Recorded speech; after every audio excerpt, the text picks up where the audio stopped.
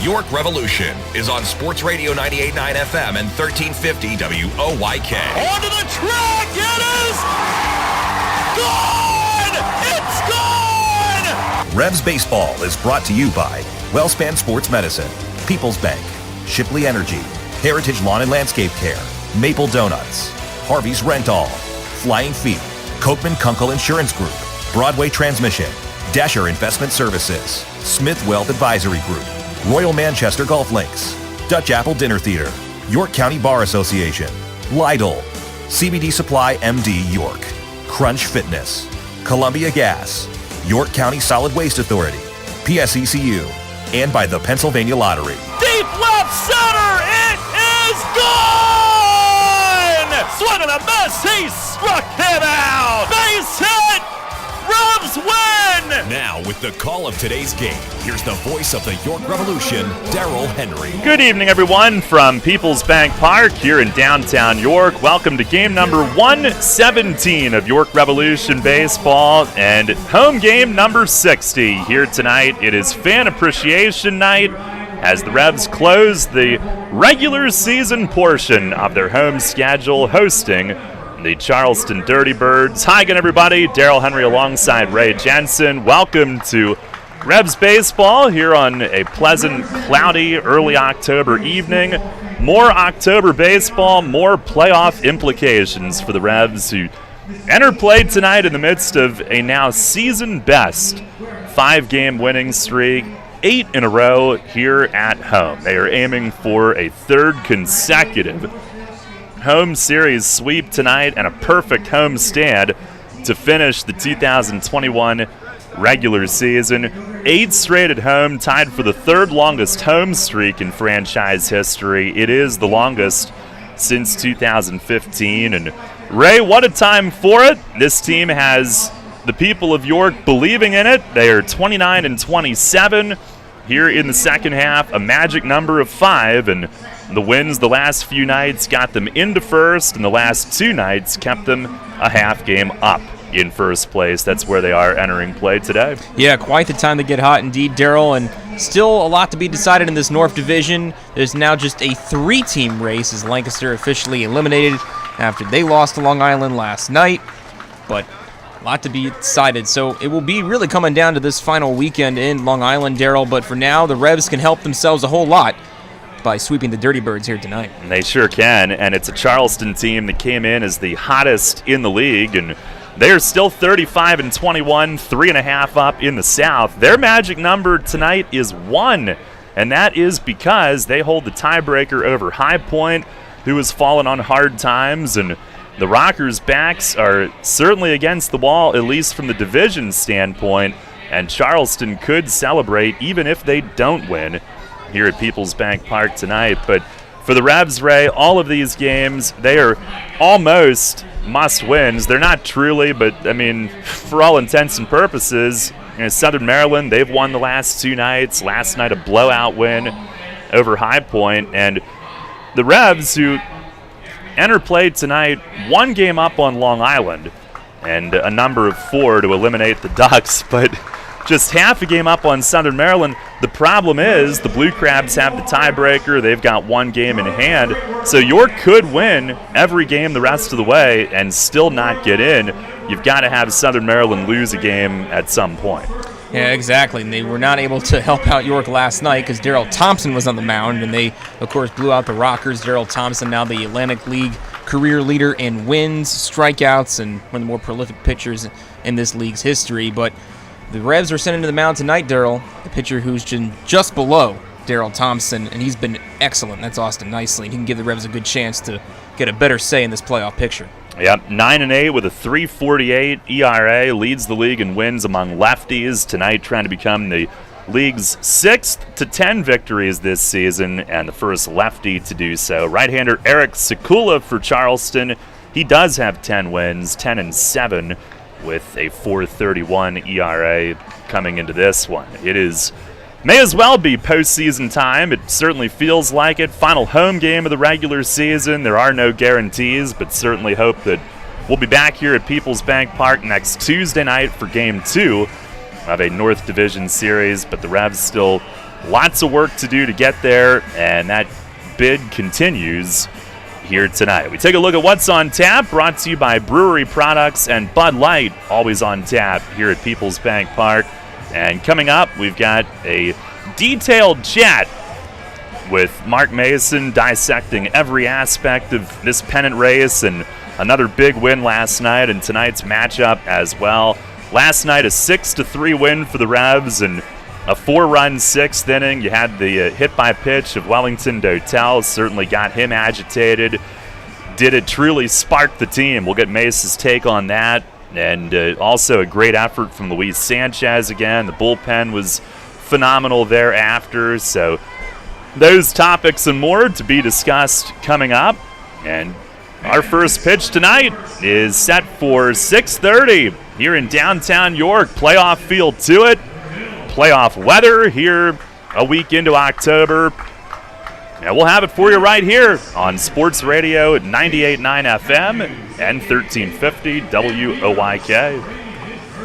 There's a lot of talk out there about good health care. We all want a good plan. But step outside and take a good look at all those beautiful trees and shrubs in your yard. Do you have a plan to maintain their good health? Heritage Lawn and Landscape Care has a veteran staff of 12 fully licensed and trained tree health care professionals to rely on, including 10 certified arborists and 3 PA certified horticulturalists. So don't let your trees and shrubs fend for themselves against Mother Nature. Visit heritagelawnandlandscape.com and get world-class care right in your backyard. Money and business are essential to the strength of a community. So is cheering and celebration and music and fun. That's why York Revolution games, concerts, youth sports, special events, and more happen at a place called PeoplesBank Park. PeoplesBank has been serving the community for more than 155 years. Always cheering, always celebrating, always committed to the things that make our communities great, and to you having a great time at PeoplesBank Park. PeoplesBank, member FDIC, equal housing lender. 4 Points by Sheraton York is now hiring for all departments, calling all food and beverage, housekeeping, front desk, night audit, and sales support professionals. If you are interested in a career at York's newly renovated full-service hotel, we are the place for you. In addition to a great work environment, we offer above-avenage wages, benefits, travel discounts, and a referral bonus. Come help us build our dream team at the stunning 4 Points by Sheraton York. Please visit us at 1650 Toronita Street or call 717-846-4940 and ask for Matt or Sherry. We look forward to hearing from you. The 1741 Club is here. You in? PeoplesBank Park introduces a revolution in hospitality in York. The 1741 Club, presented by UPMC. Now open on the skybox level of PeoplesBank Park, the 1741 Club features stylish design and contemporary decor, all-inclusive food and beverages, and totally flexible ticket purchase options. The hottest spot in York is the place to entertain and thank customers, reward employees, celebrate family occasions, or simply treat yourself to an all-inclusive experience at the ballpark. Nightly menus include enhanced classics and a rotation of special offerings, and house selections of draft beer and wine and a full range of non-alcoholic beverages are included in the ticket price. 1741 Club tickets are available for individual purchase through 3 levels of membership or as season tickets, and they can be used for any of the York Revolution's home games based on availability. The 1741 Club, presented by UPMC. You in? Details and pricing at 1741club.com.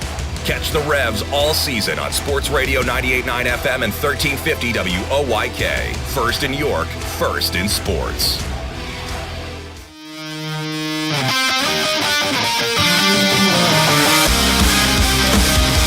Fans, it's time to go inside the clubhouse for the latest on your York Revolution and tonight's matchup. It's time for the Broadway Transmission Manager's Report. Now, here's the manager of the Revs, Mark Mason. Hi, Mace. Keep it rolling last night, and another great effort from Luis Sanchez, certainly considering the fact that he had not been a starter before this. 5 more solid innings last night, or 5+. What was your assessment on what you saw last night? No, it was really good. I mean, I was happy with what he did. I was happy for him. When I took him out of the game, Bill Worthington, the home plate umpire, he said, Mace, I really liked the way he worked. He threw the ball well. He worked fast. So, no, he did a really good job for us. Basically he's filling in right there for the last 2 times. So he did a great job for us. You know, one thing, I mean, even just looking at his body language, I mean, these are important games late in the season, and he looks very comfortable in that role. Yeah, for sure. He's not overwhelmed at all.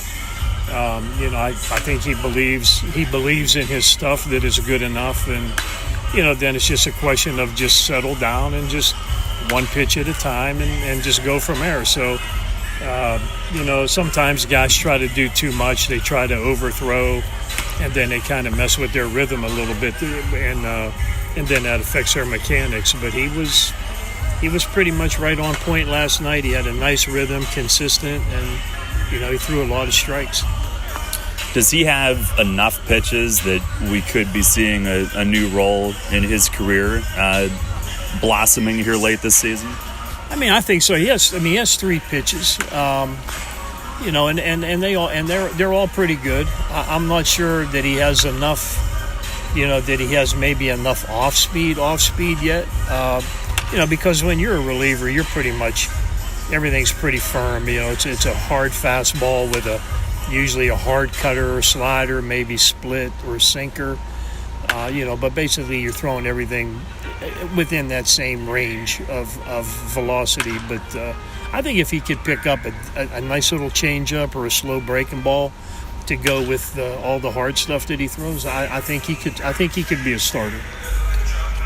The bullpen after him was great. That was an outstanding night for them. And do you feel like you've been able, as this final month or whatever, even the last couple of weeks has gone on, to get into a pretty good, I wouldn't say role, because you use guys in different innings depending on the situation, but do you like the way you've been able to manage it, get guys into situations where they can be successful here recently? Well, what I'm trying to do is I'm trying to do matchups the best I can. I've been trying to do it all year, but it didn't work out that much early on. But I think right now guys are more comfortable with when I'm using them, and I think that's helping. Get the results we want.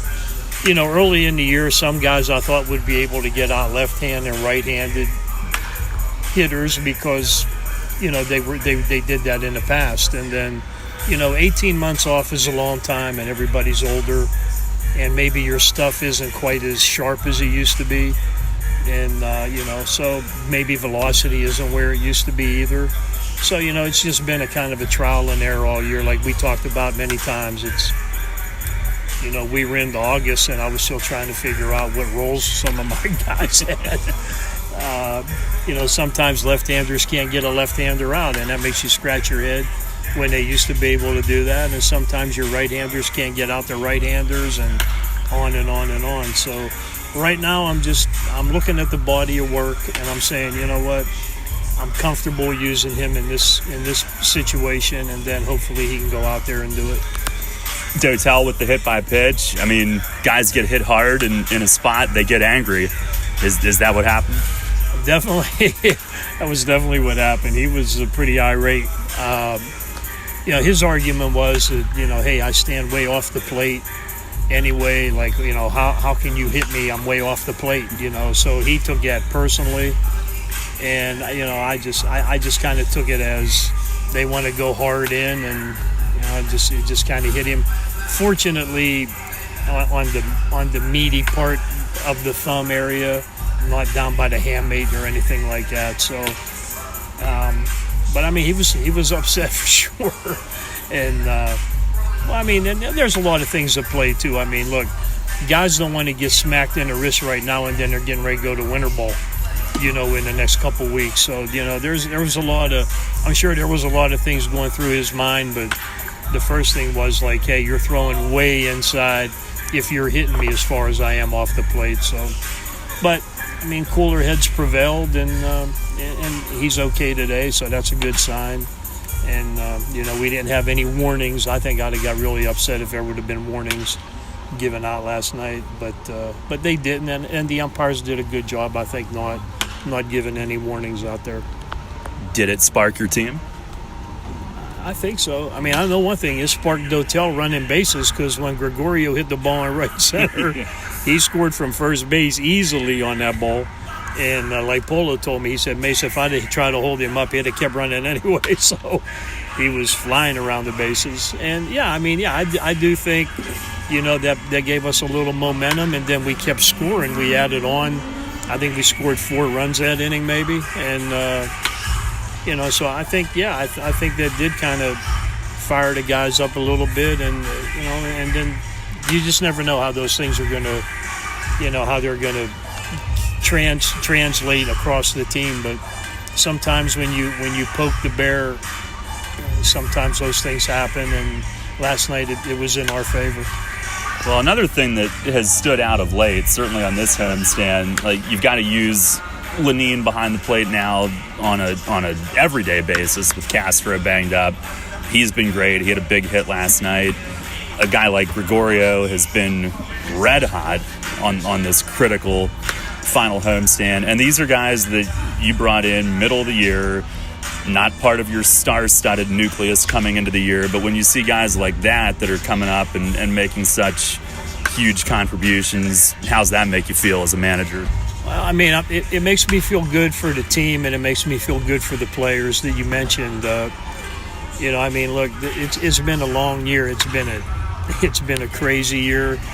There's a lot of things that have gone on this year that we've never had to deal with before, starting with COVID, and then you can just you can go from there with everything, the experimental rules and the TrackMan and on and on. So I just think right now the guys are trying to finish strong. We're in a good position. I mean, this is way better than being in a position where we're just playing out the string and everybody's getting ready to go home. So it's fun to have meaningful games at the end of the year. Even though these are not quote-unquote playoff games, they sure feel like it. And I'm sure Southern Maryland and High Point and Charleston, I mean, I'm sure these teams, we all feel the same way. It's like every night you take the field, it's not must win, but close. You know what I mean? So it's you have that playoff feeling every time you take the field, and that's fun. That's the most fun baseball atmosphere there is, and you can feel the electricity even in the stands with the fan base. I think everybody's aware of what we're trying to do and what's going on in the league. And I mean, all year long we never heard too many out of town scores, but this homestand we're hearing out of town scores. So and I'll be honest, I'm not sure if I'm a fan of that or not. Because I would rather we worry about our business, and if the fans want to see out of town scores, they can go on their phone or whatever. But I do understand why we announce it and the interest. But so that just goes to show you right there, when you're talking about out of town scores, that means that there's something special you're trying to happen, and that makes it fun for everybody. Well, and it is fan appreciation night here tonight, and I think maybe yesterday you said that this is the only park in the league where you sense that the fans are hanging on every single pitch, and I know the players sense that as well. Well, I totally agree. We know, I mean, we've been to all the ballparks, and even 20 years ago when I was in this league, I mean, it was the same. I mean, certain ballparks were baseball-oriented, and other ballparks where people watch the game, but not really a rooting interest as much. Here we have we have some diehard fans here, and they let you know when you're doing good and bad for sure. But they love the team and they love the players, and we enjoy their support. That's a big part of the atmosphere here at the ballpark. Lastly, you've got Austin Nicely tonight going for his 10th win. I know until last night it was a TBA for tonight. How did you decide to go with him now and start this home finale? Well, I mean, there was a couple things that went into it. First of all, he was getting looked at a little bit medically, nothing crazy, but he was getting looked at a little bit medically, so I wanted to make sure that was all good. And then I've never really pitched him off the bus all year, and if I didn't pitch him tonight, I was going to have to pitch him coming off the bus tomorrow. So I just felt like he's earned the opportunity to have the last regular season start here at home this year. Let's put it this way: tonight's game isn't going to be any bigger than tomorrow or Saturday or whatever. So I mean, these last 4 games are all big games, and one guy can't pitch them all. So this is a nice opportunity for him to be on some type of regular routine pitching here at home, and hopefully that'll give him a chance to put his best foot forward tonight and give us a really good outing. Mace, thanks a lot. Good luck here tonight. Yep, thank you. All right, Revs manager Mark Mason on the Broadway Transmission Managers Report. Lineup cards have been exchanged at home plate, and Revs and Dirty Birds about to get started here shortly. Austin Nicely against Eric Sekula tonight, Nicely trying to match Sekula with a 10th win. There are 5 in the league who have won 10 games. Nicely trying to become the 6th this season and the first lefty this season to do so.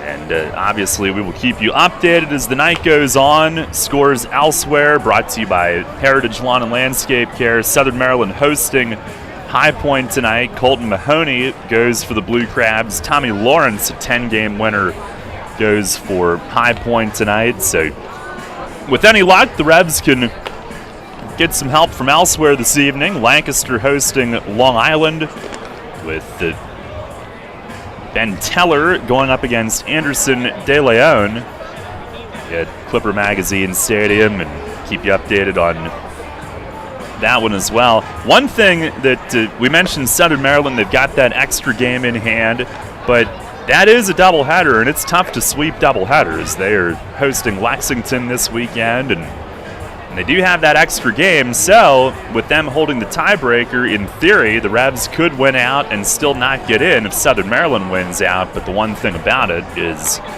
that extra game will be part of a doubleheader, and again, those are typically not easy to sweep, although one of the reasons that the Revs are in this situation is because they've swept their last 2 here at PeoplesBank Park. Those were fun. Yeah, at the end of the day, someone's got to give. Whether the Blue Crabs give up that first loss or the Revs do, it's kind of a matter of who blinks. And I'll be honest with you, Daryl, I would hate to miss out of the playoffs via a tie. Ugh. If I had to have one option or the other, I'd rather just lose by a full game. So yeah, rather than missed out on that tiebreaker with the head-to-head, because those games at Regency Furniture Stadium were nightmares. Yeah, and that is the tiebreaker with them. With Long Island, it's the fact that the Ducks are already in, and they're already the first half champs. So if anybody finishes tied with them, it defaults to that team. So the Revs hold that tiebreaker, basically, only have to finish tied with Long Island, but with Southern Maryland, second half head-to-head record, Revs win 7-9 against them. So Blue Crabs hold that tiebreaker, but let's not worry about that. Here they come for the 60th and final time in the regular season here at PeoplesBank Park. Revs have taken the field, led out by their ace, Austin Nicely, who tries to keep them in first place tonight. Revs of the Dirty Birds coming up, and let's listen in down toward the field as Jamie Zieber will perform our national anthem here tonight.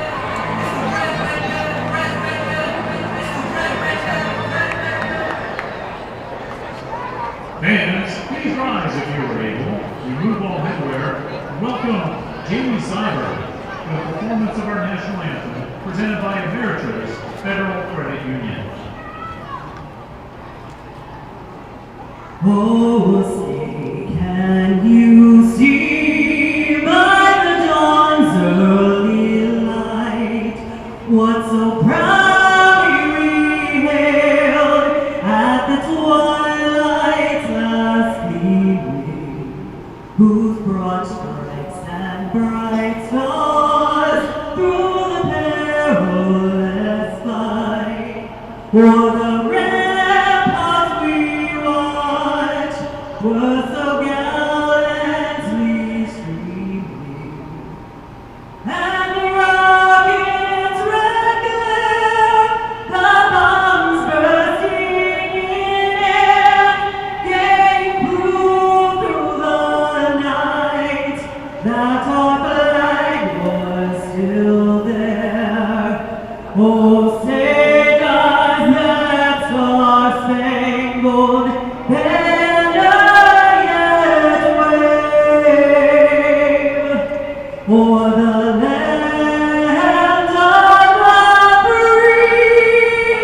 and the home of the brave. That was Jamie Zieber with our national anthem here tonight. And hopefully the next time that the Revs will be here at PeoplesBank Park is next Tuesday for Game 2, not next April, but business at hand to take care of to make that happen. And our starting lineups tonight brought to you by Flying Feet. For Charleston, they will have Scott Kelly at second base leading things off. Teodoro Martinez will DH and hit second. Alberto Callaspo, the third baseman, bats third. Cleanup man is right fielder Jimmy Paredes. Edwin Espinal at first base is hitting fifth. Olmo Rosario in left field tonight bats sixth. Jovan Gonzalez will do the catching and hit seventh. Connor Kopak at shortstop is hitting eighth. And Nate Easley in center field bats ninth. Again, Kelly, Martinez, Callaspo, Paredes, Espinal, Rosario, Gonzalez, Kopak, and Easley for the Dirty Birds, with Eric Sekula making their start. For the Revs tonight, they will have James Harris leading off in left field. Jack Kenley, second base, hits second. Malky Mesa will DH and bat third. Cleanup man is Nelly Rodriguez playing at first base. Carlos Franco, the third baseman, hits fifth. Wellington Dotel in right field is batting sixth. Osmi Gregorio, the shortstop, hits seventh. Mikey Reynolds, center field, hitting eighth. And Lenine Rodriguez doing the catching for Austin Nicely tonight. Lenine batting ninth. Again, it's Harris, Kenley, Mesa, Rodriguez, Franco, Dotel, Gregorio, Reynolds, and Rodriguez. And Nicely set to go. He is 9-8, sixth in the league in wins, 3.48 ERA, ranked second. Tonight, his 23rd start. He is second in innings with 137, just over a hit per inning. Fourth lowest opponent's average, though, 262. And our Dasher Investment Services first pitch tonight, it's right there for a strike. We are underway at 6:36 here on this cloudy evening. Nightfall approaching here in York. As Nicely winds and fires, and a swing, a ground ball, second base. Kenley shuffles to his left, has it, throws to first, one down quickly. Austin Nicely earlier today named the Atlantic League Pitcher of the Month for the month of September. The Revs' first Pitcher of the Month since Mitch Atkins back in 2019. It's interesting because Austin had a better ERA in August of 2.59, but undefeated last month. 4 wins for Austin last month. He has won 4 in a row to get to 9-8. Revs have won each of his last 6 starts. Here is Teodoro Martinez hitting second tonight. He takes a little bit low. Did not have Martinez in the lineup the last 2 nights. He's hitting .340, 4th in the league. DHing. Pitch is slapped on the ground toward first and foul. Took a late hack at it and chopped it right along the line. No real in-depth knowledge on that decision, but got to think maybe something nagging that prevented him to play the first 2 and then trying to ease him back into the lineup here in Game 3. They'll need him on this playoff stretch. He's been really good. I know they pulled him from a game in August when the Revs were there, something bothering him. Pitch is inside, 2-1. He is 4th in the league in total hits, tied for 3rd in doubles with 30. He's hit .370 against York. Here's the wind and the 2-1. And a swing and a chop foul over by the third base Charleston dugout. Nicely at home, 5-5 at 2.98 home ERA.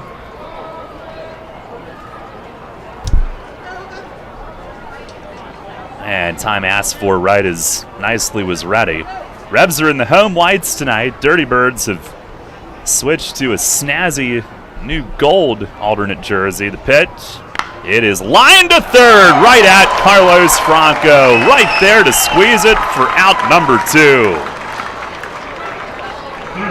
That'll work. Plate ump tonight is Steven Zawiski, the crew chief Buzz Albert at first, Bill Worthington at third base. And our weather tonight brought to you by Heritage Lawn and Landscape Care. Mostly cloudy, 75 degrees on the board as we start. A little warmer today, but this time of year will give you chills with what's at stake. Here's Kayaspo. He takes a first pitch strike. Kayaspo 6th in the league in hitting, 334. Thompson on base. It's the 0-1 pitch. It is upstairs. Looking at these snazzy yellow jerseys, Daryl, notice a little black kind of like pattern near the bottom. Kind of look like Charlie Brown. Pitch is down low. I think does it simulate a coal mine? Because the story behind the Dirty Birds, back in the day, they used to lower canaries into the coal mines. That's right. And if they came back up alive, it would be safe to go in. There's a swing and a bouncer foul over by Jimmy Paredes on deck. It's 2-2. That I immediately think to this one Simpsons episode where Bart gets shot down the well and the canary dies, and I think Moe says, "Everybody out of the cave." This bird died of natural causes. Everyone back in. That's when PETA was formed. Yeah. Nicely into his windup, delivers, and a swing and a dribbler to short. Gregorio backhands on the charge, steadies the feet, throws him out at first. 1-2-3 first inning for Austin Nicely to start things off tonight. And at the end of a half inning here at PeoplesBank Park, it's the Dirty Birds, nothing, the Revs coming up. Hey, it's the good-looking genius at Broadway Transmission again, and this time I have things on my mind, like warranty and service after the repair. You already know Broadway Transmission has been part of the community for 67 years at the same location. But did you know that in that time, your county has seen many transmission shops close its doors, like Amco, Atomic, Clutch and Go, Dr. Transmission, Cotman, York County Transmission, Winters, Goodlings, Lee Miles, A1. What grinds my gears about these closings are the customers are left with no warranty. Stop! Don't make that same mistake. Broadway Transmission has over 40,000 transmission jobs under our belt, and we are still here today standing behind our famous 3-year warranty. We kid around a lot on our ads, but nothing is funny about having no warranty when you need it. Avoid that risk with the only smart choice in all of your county and stop by Broadway Transmission today. Broadway Transmission will get your ship together and stand behind it too. Visit us on the web at BroadwayTrans.com or stop in and see how it's done. I felt like my well-being was tied to the morning stock numbers. I wanted to invest, but grew tired of the stress of potential losing it all. A friend of mine suggested I talk to Tom Dasher about a fixed index annuity that could be a stable option while still seeing potential growth. Tom has been helping folks here in York County for over 30 years. Give him a call at 717-487-2096 to see if he can assist you. Cannonball Charlie's ready. Are you? The Revs play here. Sports Radio 98.9 FM and 1350 WOYK, York.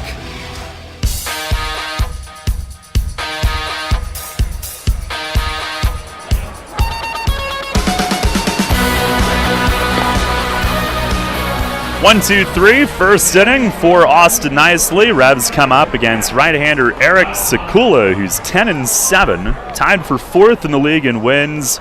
Nicely's got the second best ERA. Sekula's got the third, 4.31. 24th start. He's 4th in innings, 131 2/3, just 124 hits. Lowest opponent's average, 247. And lots of strikes, 32 walks, 101 strikeouts, which is tied for 4th. Has given up 24 home runs. James Harris will lead things off as Sekula deals, and a fastball missing low. Harris hitting .281, 13 home runs, 54 batted in. Pitch, that is down and in. 24 home runs, the 4th most in the league given up. Now delivers, and it is off the corner away, ball 3. Harris, who's right around the top 10 in the league in walks. Pitch to him, it is over for a strike.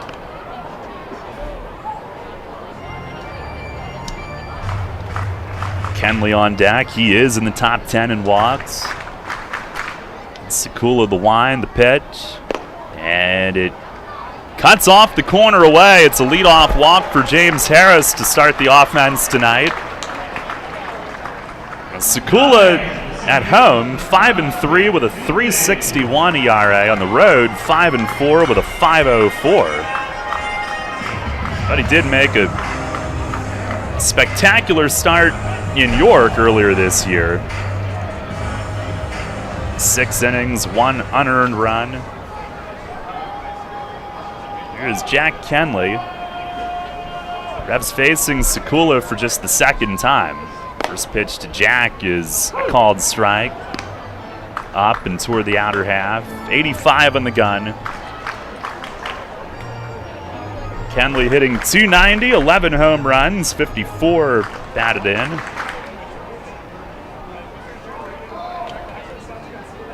The 0-1, and he swings and golfs one to right field. Paredes looking, it's gone! Jack Kenley, a 2-run home run onto the porch in right. And just like that, the Revs have jumped to a 2-0 lead. 2 batters in here in the bottom of the first inning. Kenley with his 12th, he got one down and in and turned on it and yanked it right on out of here, just over the tip of the wall and into the home run patio in right. These past couple of nights, it's been the bottom of the order who's done the majority of the work, Daryl, and now it's time for the table setters at the top to make their presence felt. How many times do we see Harris and Kenley contribute to the offense early on? Here's Melky now, who lays off. Down and away, appeal to first. Buzz Albert said he did not lay off, and he offered at it. No balls and a strike. The cloud of smoke rising in right as Mesa swings and launches one high in the air, left center. It's deep. It is gone!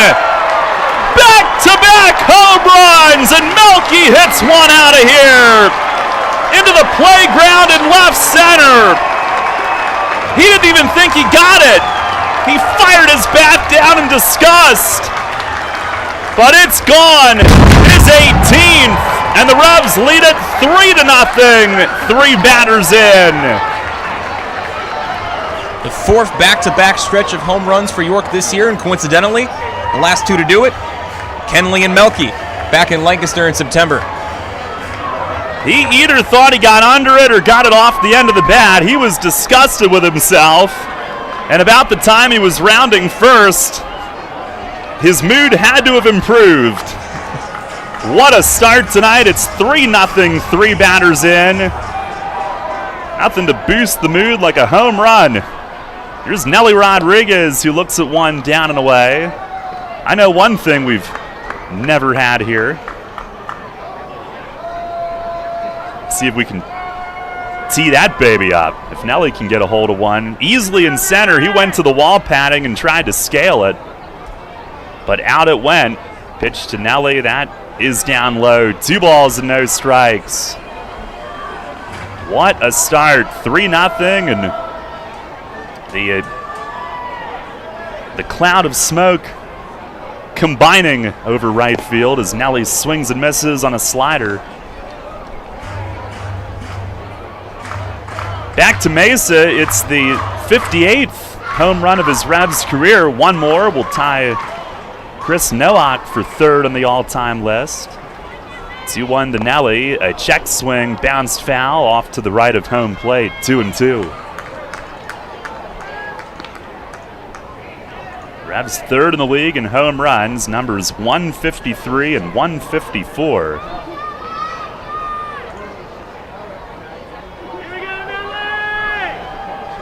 Mesa's resounding return from the injury continuing. Here's the 2-2. Breaking ball, that misses outside.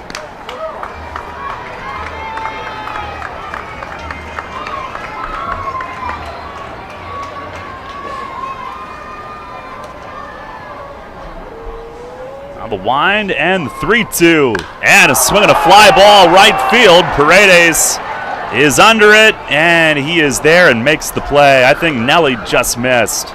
We have never had back-to-back-to-back home runs in Revs history. He got decent wood on that, but flies out to right. Sekula finally has his first out of the game. Looking a little deeper at Sekula's last handful of starts, Daryl. His last time out at home against Long Island, he gave up 2 home runs, so he's given up 4 total in his past 2 starts now. And with the 2 home runs given up to York tonight, make it 11 home runs given up by Sekula dating back to September. Here's Carlos Franco, who looks at one outside. And back to Melky, that home run, his 4th since coming back from the hammy. 1-0 to Franco, that is down low, change up. Carlos at 301, 13 home runs. He's driven in 55 in just 48 games. Sekula the pitch. It is a called strike, inside corner. Franco's been held without a hit this series, but he's gotten on base of a handful of walks. 5 walks in this series. Backdoor curve. It is evidently outside. Jovan Gonzalez not happy. And it's 3-1.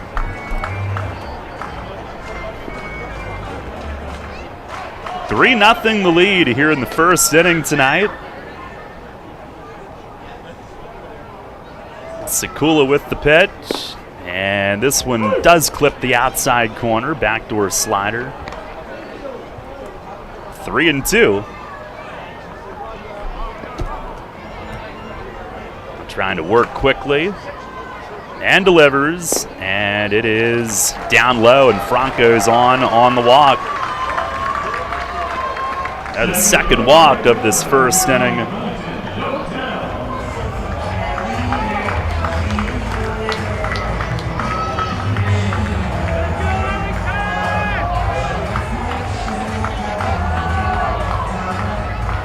Here is Wellington Dotel. The Revs, by the way, including Kenley's 12 home runs, they have 6 players in double figures. They have 4 more who are 1 away from double figures in home runs. First pitch to Wellington, who's one of them. He swings and misses on a slider. The team record for most players in double home run figures in a year is 7. That was in 2019. 6 ties the second most. And if all these guys that have 9 hit 1 more, they could get as many as 10. 0-1, that is up high. Dotel hitting .308, has his 9 home runs, 37 batted in. Big hit by pitch last night. Great diving catch in the 9th. Swings and misses here on a slider. It's 1-2.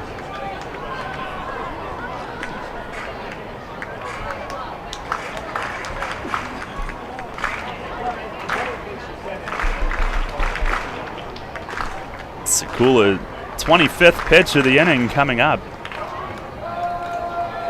And deals, and a swing and a miss. Got Dotel reaching as that one tailed away. 2 down, and Osmi Gregorio, another one of the cast with 9 home runs, comes to the plate, and he has been scorching hot. On this homestand, 10 for 17. 2 homers, a triple, 10 RBIs, 6 runs scored. Big RBI triple in last night's game.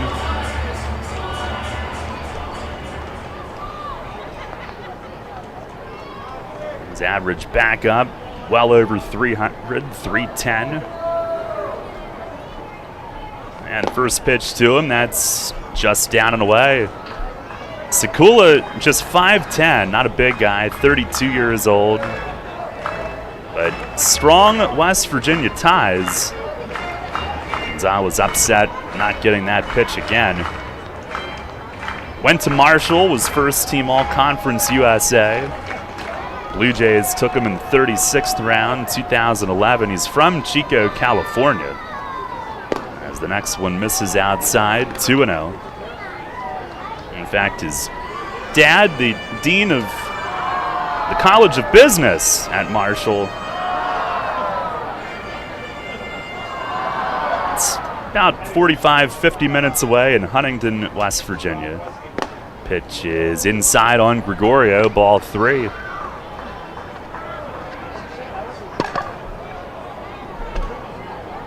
Charleston, the capital city.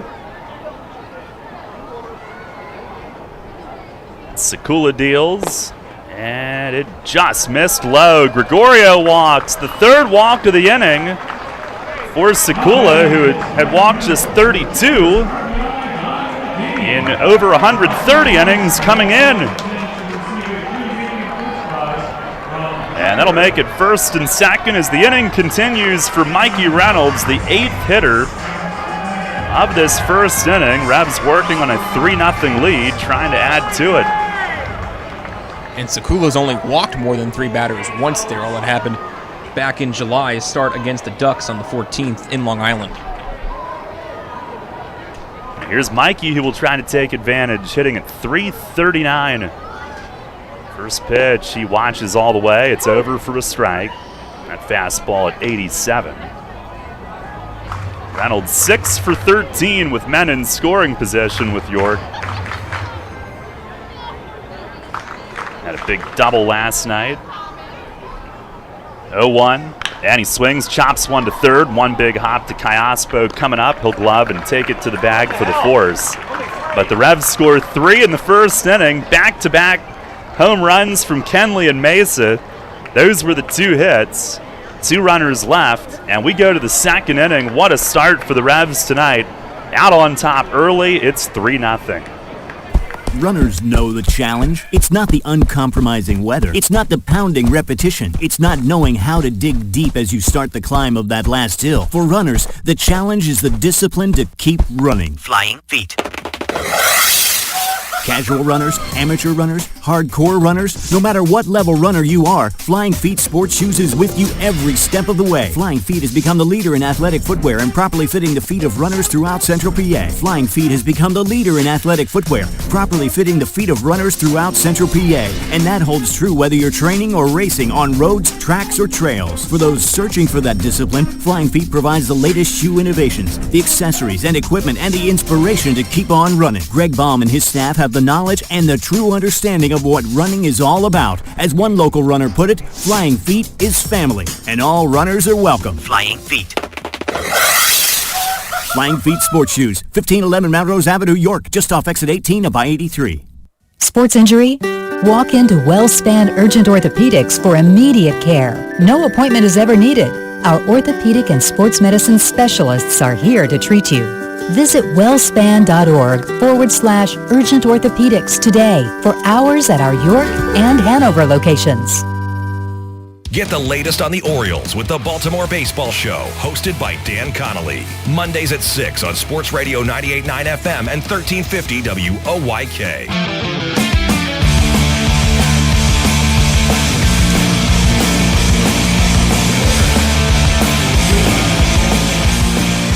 Out of the second inning, Revs out to a 3-0 lead.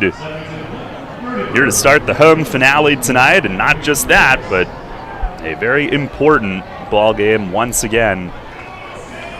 And Jimmy Paredes will lead things off. Austin Nicely had a 12-pitch, 1-2-3 first inning. Paredes, the cleanup hitter. The other 2 games that we're keeping an eye on, both scoreless in the second inning. And Nicely ready. First pitch to Paredes. It is right there for a strike. Paredes hitting .315, 17 home runs, 68 RBIs. Here's the 0-1. And a fastball. There's a strike. Perfect spot, 90 on the black. It's also scoreless in Gastonia, should anyone care. I don't. All right. Here's the 0-2, and it misses down and in.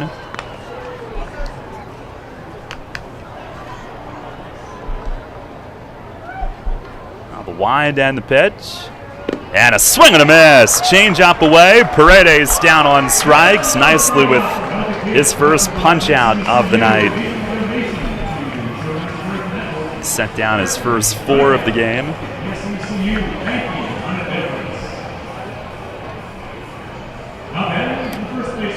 Edwin Espinal to the plate. Last time that Nicely faced this team, it was on short rest early in the second half in West Virginia.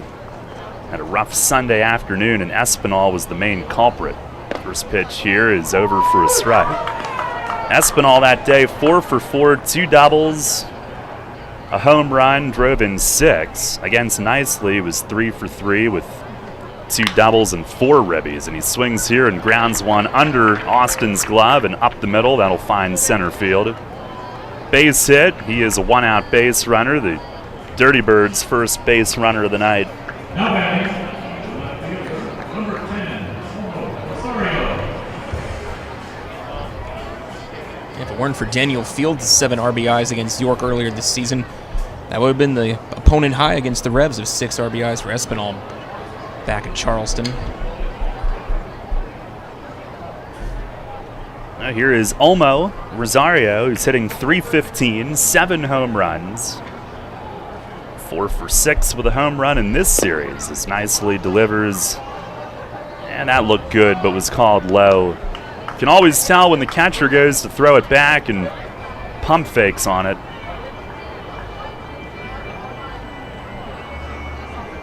Maybe we need to recalibrate.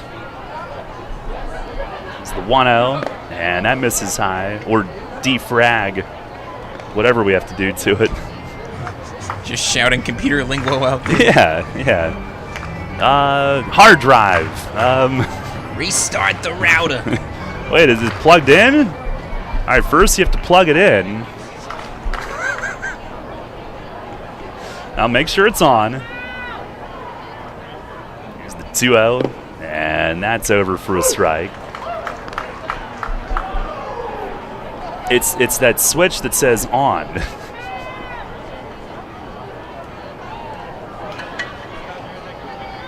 Rosario 7 for 16 against lefties this year. Pitch, swings and taps one foul, rolling over toward Jovan Gonzalez, who's on deck.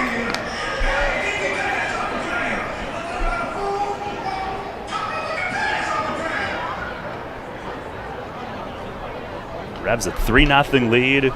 Nicely a no decision his last start. That was Friday against Gastonia. 7 innings, 4 runs, 2 earned.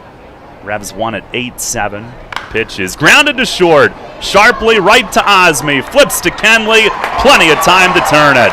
6-4-3 double play. The Revs turn their league-leading 114th. Nicely through 2 scoreless innings. The 1-out single is erased. And we'll go to the bottom of the second. It's the Revs 3, the Dirty Birds nothing. Everything you've worked for may be facing a hostile takeover, but step outside the boardroom and look around. Not taking care of business right now could leave you dealing with a hostile takeover by crabgrass later this summer. And broadleaf weeds are just beneath the surface, ready to take their share of your turf too. Prevent hostile takeovers. Call Heritage Lawn and Landscape Care and give your lawn a good, healthy start this year. Heritage Lawn can apply crabgrass pre-emergent and quality fertilizer now to fortify your lawn for later. HeritageLawnandLandscape.com. World-class care right in your backyard. Did you know that York County has a new brand? A brand built on the maker's spirit that drives our economy. York County, stretching west from the Susquehanna, downtown through the city of York, and over to the borough of Hanover, preserves 3 centuries of life in South Central PA. From farms to factories, motorcycles to snack foods, art to history, we make it all in York County. Learn more today at haveitmadehere.com. Tee off this season on the best layout in Pennsylvania and experience Royal Manchester Golf Links, bringing you to the coast of the British Isles while never leaving your backyard. Our unique Pure Links layout in the rolling hills of York County gives golfers an experience like none other, featuring 18 pristine holes with picturesque views of the countryside and consistently ranked one of the top public courses in the state. Also offering outings and event bookings. Book your tee time today at 717-268-0490 or nab our online specials at RoyalManchesterGolfLinks.com. Your source for all of Friday night's action. Central PA Game Day with Steve Navaroli. Saturday mornings at 9 on Sports Radio 98.9 FM and 1350 WOYK.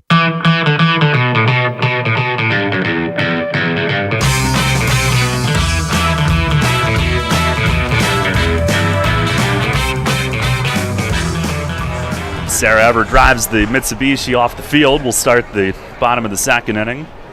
3-0, Revs lead it as Lenine Rodriguez swings and fouls the first one back off the net. She's got a fantasy football matchup to worry about this week. That's Darryl. true. She can't go 0-2 combined against you and me. No. She'll never speak again. Here's the 0-1.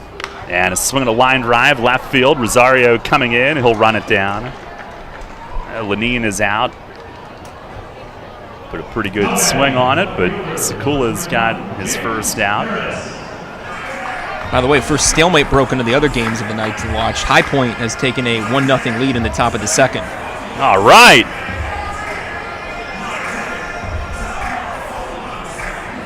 Rock on. Sorry, make it 2-0 actually. They just scored again.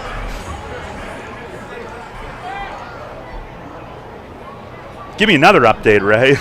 That's it. That's all I got.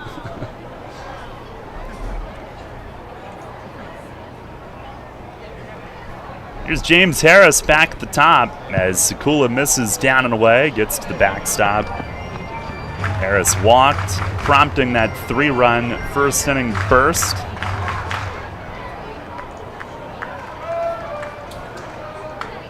.10, breaking ball, that's inside.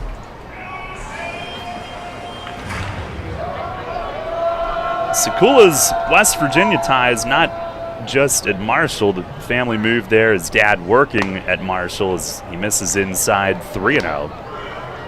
And in 2006, he was the state player of the year. He pitched South Charleston High School to the 3A state title. It was at Appalachian Power Park.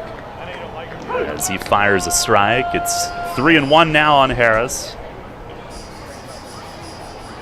He's a Louisville Slugger All-American in high school as Harris asked for time.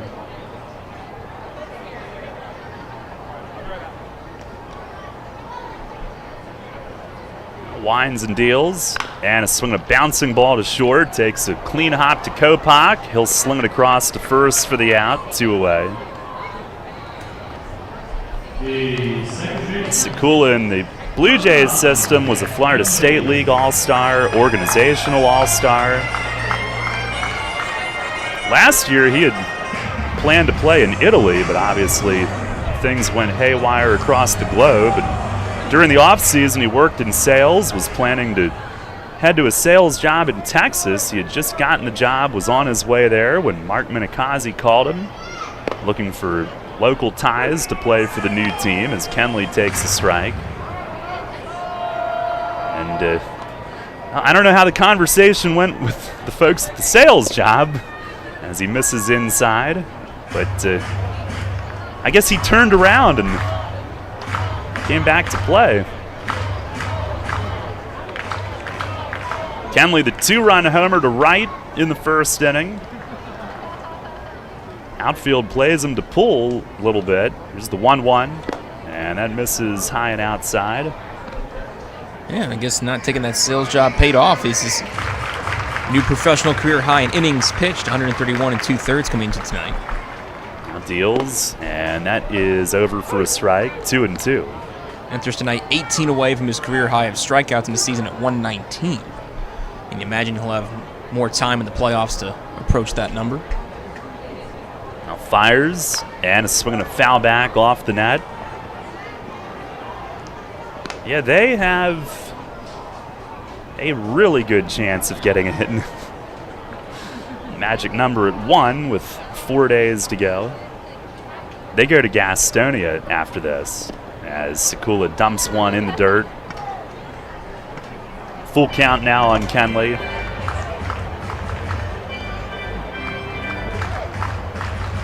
Still a lot of baseball yet to be played, but should both of these scores hold here, and same in Southern Maryland, Dirty Birds would have to wait an extra day. Everett would like that. Here's the pitch to Kenley. He swings and flies it to center field. Nate easily reading it. And he'll now trot in and makes the play to end the inning. Revs down in order in the second, but they lead it 3-0 as the home regular season finale goes to the third. Fall is a beautiful season, but there's nothing beautiful about a lawn covered with dead leaves and debris. Harvey's Rental has everything you need to keep your lawn pristine this fall. From aerators, overseeders, and thatchers to chippers, stump grinders, chainsaws, and hedge trimmers, Harvey's Rental has it all. Don't forget to check out their full line of steel products. Visit Harvey's Rental at 1409 South George Street in York or online at harveysrental.com. At Donegal, we understand there are many costs associated with running a business. That's why Donegal works with you to provide quality insurance products based on your business needs, and why we deliver that insurance at a price to fit your budget. Call your local independent Donegal agent today and discover why, when it comes to insurance for your business, Donegal is a better value. Contact Kochman Kunkel Insurance at 717-854-0300 or stop in at 3217 East Market Street, York. Locally owned and operated by Pam and Rudy Kochman. Kochman Kunkel Insurance. WellSpan Health delivers orthopedic care you can count on. From common bone and joint problems to complex injuries, our team of surgeons, physicians, therapists, and athletic trainers work together for you. We are here for professional athletes, athletes in training, and the weekend warrior. We're the official sports medicine provider for the York Revolution, the York Suburban Trojans, and your weekend tennis team. That's how WellSpan Health delivers orthopedic care you can count on. Listen live, on demand, and on the go. Download the new WOYK app on the Apple and Google Play stores today.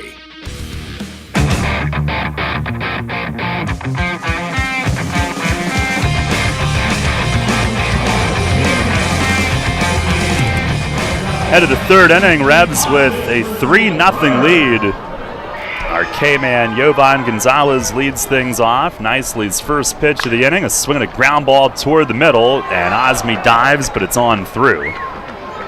Base hit to the left of second and pass short. Second hit for the Dirty Birds tonight. Mentioned Nicely's faced them twice. He went 5 innings, 2 runs at home in July. No decision. Rebs won it in 10 when Isaac Sanchez scored as a pinch runner.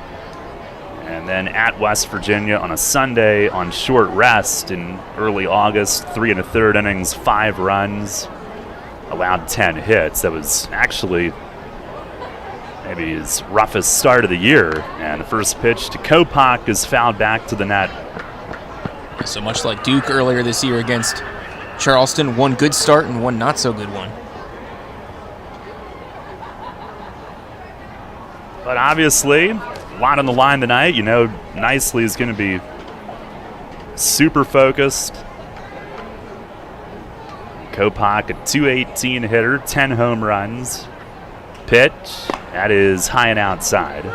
And the one thing that Nicely has benefited greatly from in the later part of the season is a lot more run support than he got in the first half.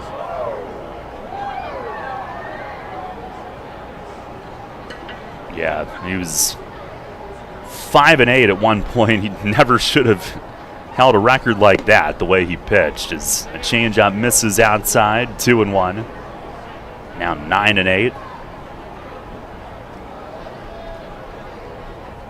Revs have had a bunch of 10-game winners. There's the stretch from Nicely, he deals, and a swing and a miss. Good fastball there with some life away.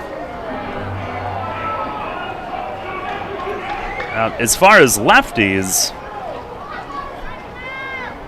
we've had a handful run down the list that he's trying to join. Stretch, the 2-2, and that is down and outside.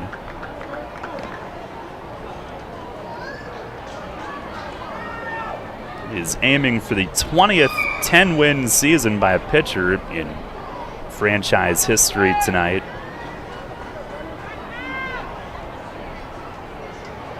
All set. Gonzalez, the catcher at first, short lead. The payoff, and a swing and a foul tip right at Kopak's feet. As far as lefties to do it, Chris Cody, Frank Gailey, Wayne Franklin, Daryl Harang, Cody another time, Alan Keano, Rami Lewis, Robert Carson. So Nicely trying to become the 9th lefty to do it. That's a strong group of lefties to be a part of as well. Good company. nicely with the payoff, and it's up and in. And Kopach walks. First 2 on this inning. First walk of the night. Another quick scoring update, Daryl. The other game we're keeping an eye on across the Susquehanna. Lancaster now down 3-0 to the Ducks in the top of the 3rd.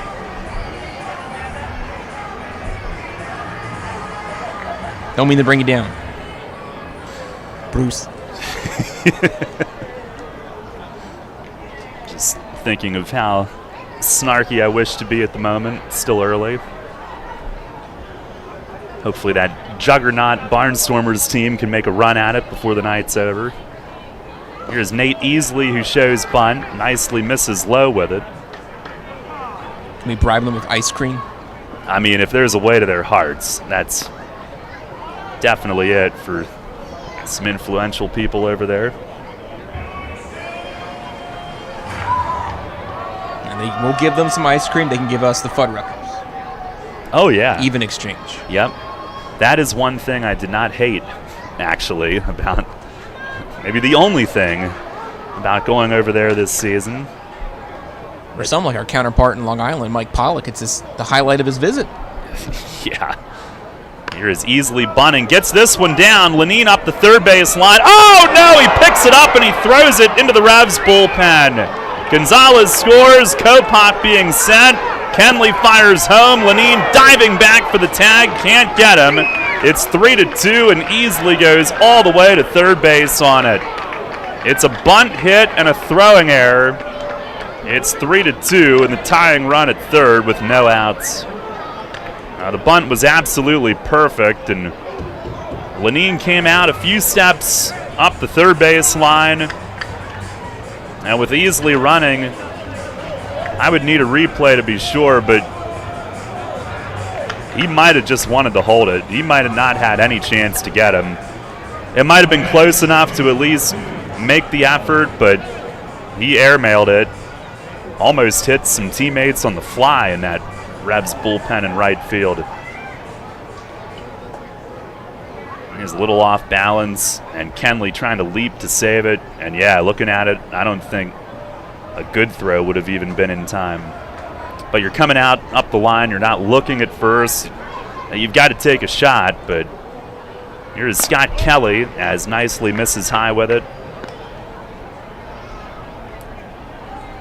The Dirty Birds knocking on the door of erasing the Revs' 3-0 lead and starting over. Kelly a ground out to second his first time. 1-0, that is down in the dirt.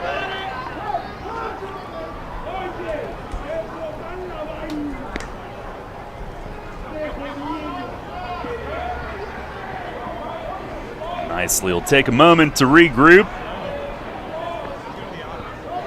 His last 9 starts, a 2.79 ERA. Quality starts, 7 of the last 8. At least 7 innings pitched, 6 of the last 8. There's the 2-0, and a swing, a bouncing ball foul through the third base coach's box. His first speed bump that he's hit in this game tonight.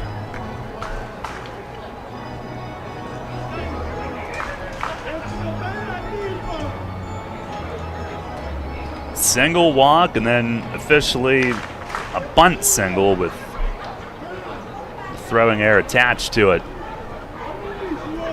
Nicely ready, time requested by Kelly as Steve Zawiski very quickly raised the arms up.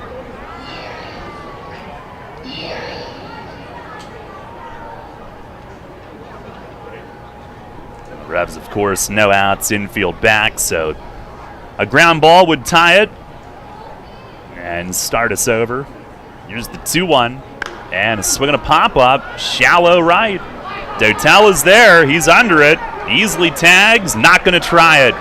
Wise decision as Dotel throws a 2-skipper right on the money to home plate. And that's out number 1. Run has not scored yet. And nicely gets Kelly on the shallow fly.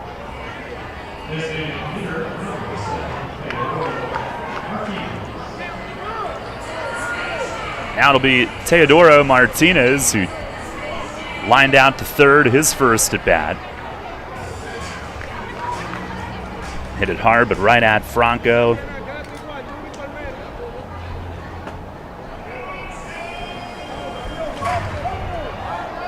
the Birds get in, they'll be facing Lexington.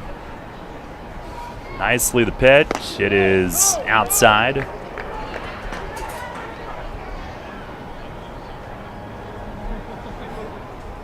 Rebs with 3 in the first, a Jack Kenley 2-run homer. Malky Mesa went back-to-back with him, but Charleston now scoring 2 this inning, threatening for a third. Here's the 1-0. And look out, line foul to the concourse on the first base side. I think we're all good up there. 1 ball, 1 strike.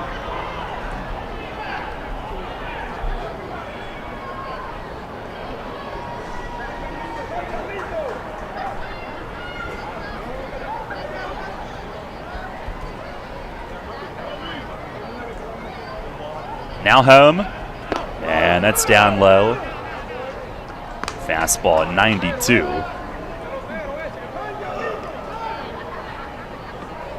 Nicely has worked well with Lenine this year. Lenine, in fact, he's got the lowest ERA among any of the 3 catchers. It's an uncharacteristic miscue from him earlier this inning. The 2-1, and a line drive to left center, game tied, base hit. Easily waited to make sure it hit grass. He comes in to score. Teodoro emphatically clapping his hands together at first. It's a 3-3 game as Martinez drives in his 51st. And we start over here in the top of the 3rd inning, 3-3 the score.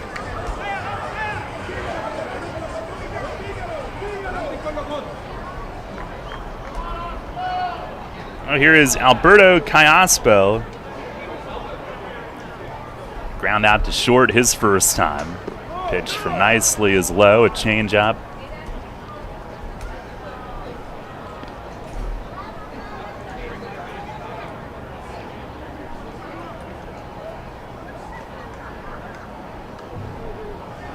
Birds now with 4 base hits. Nelly holds it first, nicely delivers, and a line drive toward the line in left field. That's a base hit. And it'll 2-hop the base of the nemesis. Harris has it, throw into Gregorio, cut.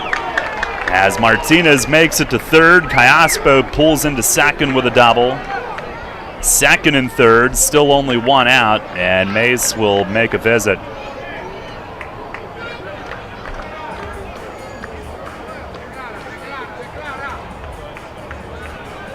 The Dirty Birds have rallied here in the 3rd, and 3 home, and now threatening for a big inning.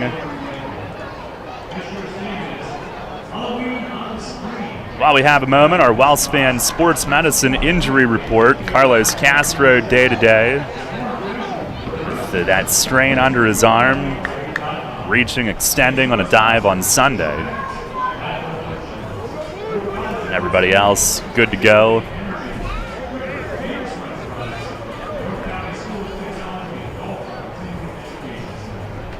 By the way, should mention tomorrow night, find us on YouTube, on the WOYK YouTube channel at 6:15 from Long Island.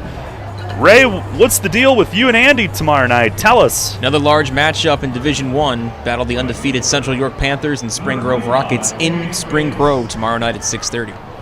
Coverage presented by WellSpan Sports Medicine. I guess that WellSpan injury report triggered my memory. Nice. They'll be sponsoring Eagles coverage all season as well. So tomorrow night and Sunday, Rebs games at Long Island on the WOYK YouTube channel. Saturday night, we're on the air as usual. The mound visit has ceased. Here is Jimmy Paredes, second and third. The infield, at least in the middle, stays back, and Paredes fouls this one away. 3-3 the score. Corners are drawn in a little bit. Still only one out in the inning. Paredes to strike out his first time.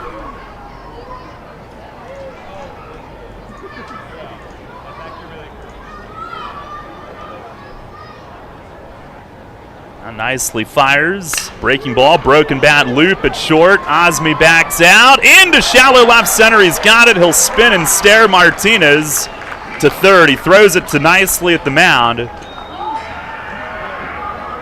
And Nicely gets out number 2 with no chance at advancement.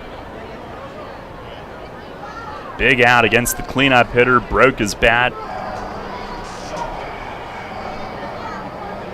2 away, Edwin Espinal to the plate.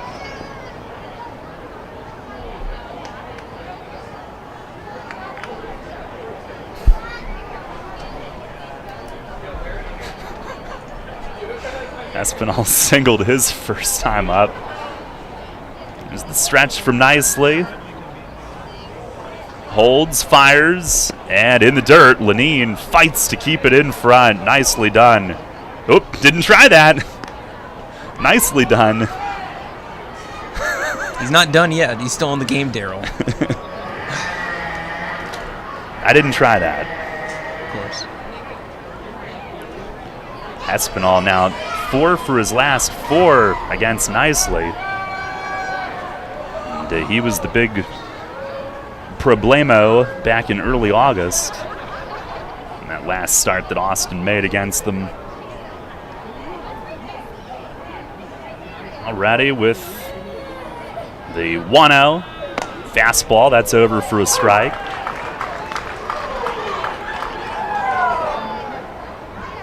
Tied at 3, got to start over, but Nicely trying to keep it right there. And with these 2 pitchers going tonight, this could be big to try to keep it right here. I know he's not happy about the 3, but got to go from there. Here's the 1-1. Breaking ball, swung on, fouled toward the first base skybox area, and that'll bounce right on out of it. 1-2.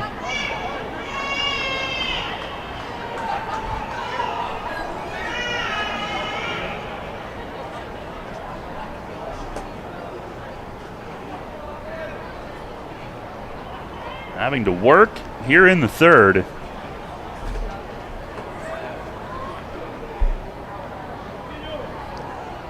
See what they come up with here. Here's the stretch.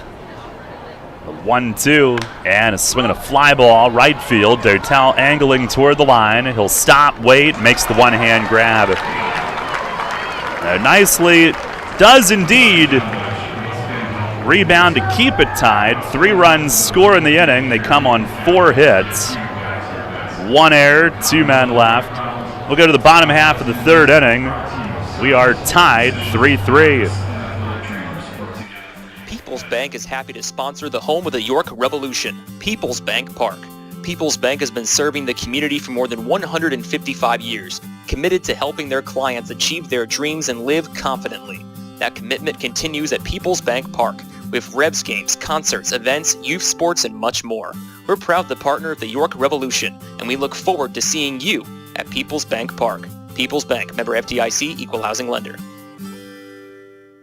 Shipley Energy is more than just an energy company. We're your friends, family, and neighbors, and have been serving the community for over 90 years. Whether you need energy for your home or for your business, we've got you covered. We can help keep you comfortable with all your heating needs, from heating oil to propane, electricity to natural gas. And if something breaks, like your air conditioning or furnace, we have a team of HVAC experts ready to fix it, so you can stay comfortable all year long. To learn more, visit ShipleyEnergy.com or call 855-5-SHIPLEY. Need an excavating contractor for your upcoming project? Get it done locally and get it done right with Barnes & Barnes Incorporated Excavating. Locally owned and in business since 2005, Barnes & Barnes Incorporated Excavating is a small excavating and landscaping business, offering demolition, excavating, landscaping, foundations, concrete, sewer and water hookups, lot clearing, welding, fabrication, and more. Located in Windsor at 30 North Blacksmith Avenue, Barnes & Barnes will get the job done right. Call Scott to schedule your project at 717-515-3495.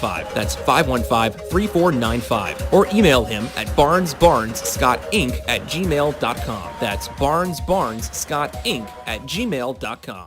Downtown's ready. Are you?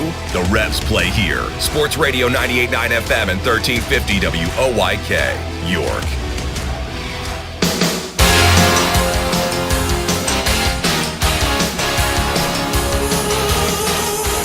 Head to the bottom half of the third inning. 3-3 the score now. As we're all earned. Malky Mesa leads off. Sekula's first pitch is over for a strike. Sekula gets a new leash on his evening. Mesa took him yard in the first. Pitch is swung on and missed. Low changeup. Revs with back-to-back first-inning homers for a 3-0 lead. Pitch, and a rip on the ground at third. Oh, a sliding stop. Cayaspo to his feet, throws it across to first for the out. Made the sliding backhand pick on a knee and then spun around to find his target. And he knew Mesa not running at 100%, still coming back from the hamstring injury, had time to make the throw. I think even if Mesa's 100%, Daryl Cayaspo's arm and glove are still really top notch. It'd be a tough hit to leg out for Melky regardless. One down. Here is Nelly Rodriguez, who flied out his first time. First offering is a little bit low. Nelly's sitting on 24 bombs. Tied for fourth in the season in Revs history. It's the 1-0. Breaking ball over for a strike. You got to imagine he'd be tipping towards the 30 home run mark without the trip to Tijuana. Which I'm sure was fun. Maybe not. Here's the pitch. And a swing and a rip on the ground at short, right at Kopak. He's got it, tosses it across for out number 2. I don't think I would walk alone in Tijuana from what I hear. Yeah, I mean, I've never been, so I can't completely judge outside of hearsay. I'm just glad that we got our boys back in one piece. Yep.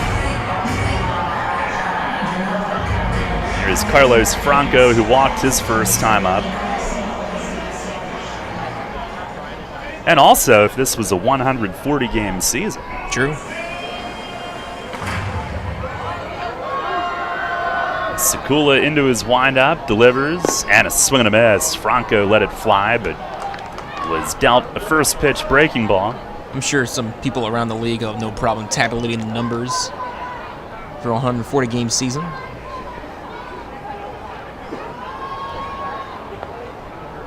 There's the 0-1. Breaking ball, it's down in the dirt. Not that we're mentioning anyone wearing backwards hats or anything like that.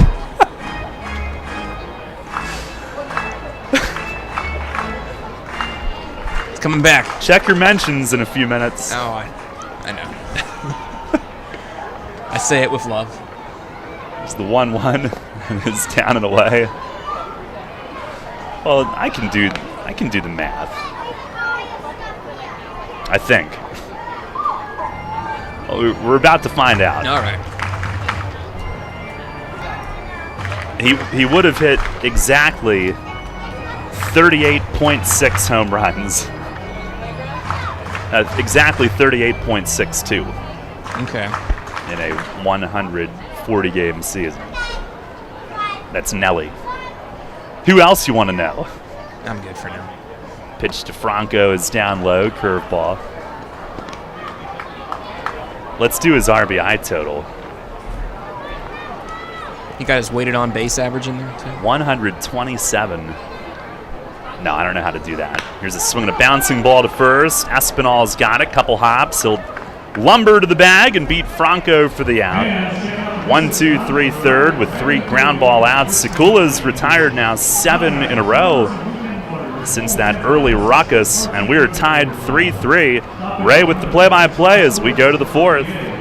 I'm here with Kevin Smith from Smith Wealth Advisory Group of Janney Montgomery Scott, who was recently named by Forbes and the Financial Times as one of the best financial advisors not only in the state, but also in the country. Kevin, explain the meaning of your group's tagline, A Wealth of Knowledge About Wealth. We've built our reputation as one of the premier wealth advisors in the country for many reasons, not the least of which is our vast expertise about wealth in all its meanings and forms. Although traditionally wealth is viewed in a monetary context with all the challenges that entails, which we're fully equipped to address, true wealth has little to do with money. To me, being wealthy is more a state of mind centered upon happiness and contentment. It's memories and experiences with friends, family, and those you love. It's finding meaning and purpose, pursuing passions, chasing dreams, and embracing life for all it has to offer. That's the type of wealth our clients long for and that we help them achieve. You've noted that your group is guided by a quote by Henry David Thoreau, "Wealth is the ability to fully experience life." Tell me more about that. It's so true. Being wealthy is really about experiencing the richness of life itself. When you think about it, it's not ultimately money that matters, but what money can do. We help our clients educate their children and grandchildren so that they can have promising futures. We help them retire comfortably, support worthwhile causes, and endow meaningful legacies. We help them age with dignity and so much more. For all your financial planning, investment, and wealth management needs, contact Smith Wealth Advisory Group at 779-2769 or at smithwealthadvisory.com. Smith Wealth Advisory Group, helping you fully experience life. Janney Montgomery Scott LLC, member NYSE, FINRA, and SIPC. Take us on the go with the new WOYK app. Download on the Apple and Google Play stores today. Sports Radio 98.9 FM and 1350 WOYK. First in York, first in sports.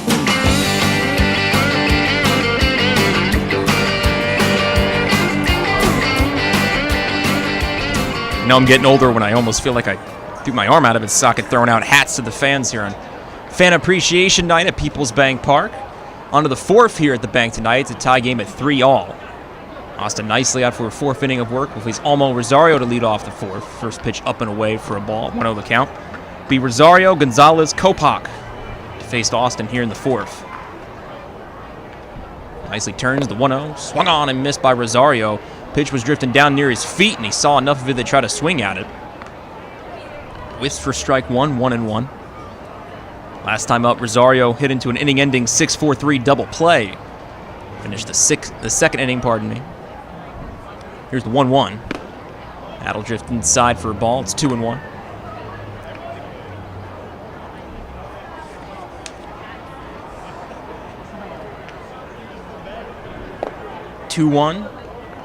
That'll just miss her ball 3. It's 3-1 for Rosario. Went 2 for 3 last night for run scored and run batted in.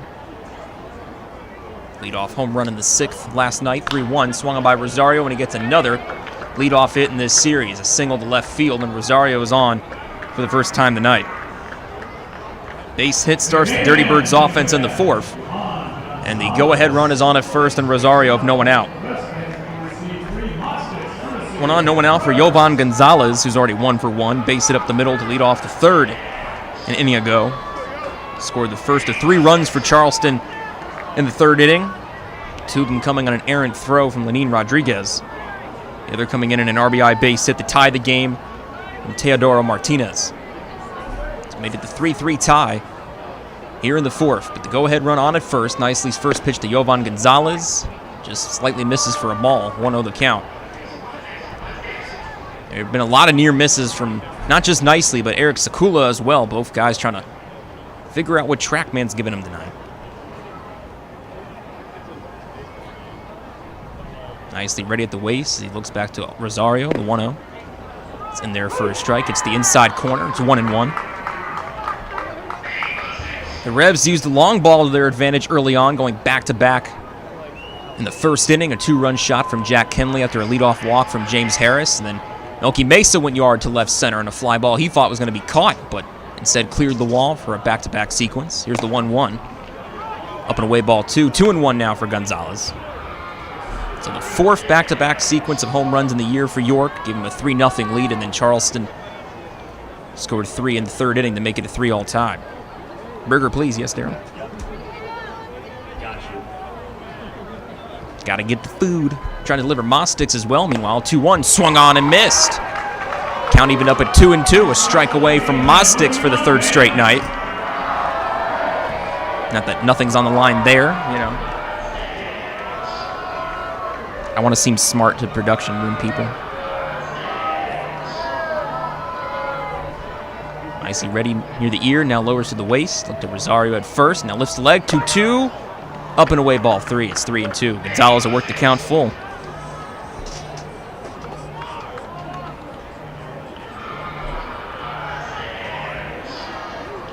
Steven Zawiski emphatically using the fingers to display the sign. The count of 3-2. We know. Nicely ready at the payoff pitch. And the payoff pitch is upstairs, ball 4. Gonzalez works a walk. He's on for the second time tonight, first via the free pass, and will move Rosario into scoring position from first to second as Gonzalez takes first. Still no one out for the Dirty Birds in the top of the 4th inning. And Connor Kopak will head to the plate. Kopak worked a walk into third and was the second run to score in the throwing error from York back in that inning.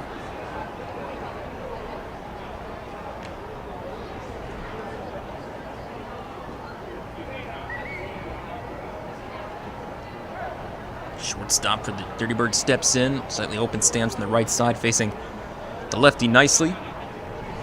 Austin a ball in the glove.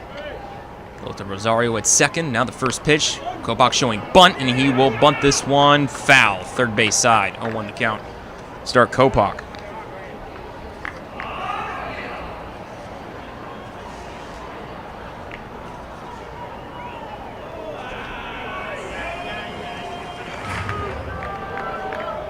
For the Dirty Birds against lefties this year as a team hitting .279.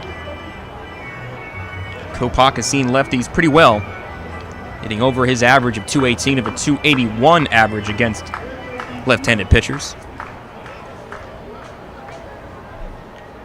Runner in scoring position form of Olmo Rosario at second, Yovan Gonzalez at first. No one out for the Dirty Birds. Tie game at 3 here in the 4th at PeoplesBank Park. Nicely is ready. The 0-1, Kopak showing bunt again, pops it up, and nicely for sliding intent, can't get there. They'll throw to third, sliding in feet first, and out the lead runner in Olmo Rosario. Nicely for a second, almost had a basket catch that would have had Kopak out straight up for out number 1, but instead they settle for a fielder's choice that goes 1-5. Center fielder number 3, Nate Easley.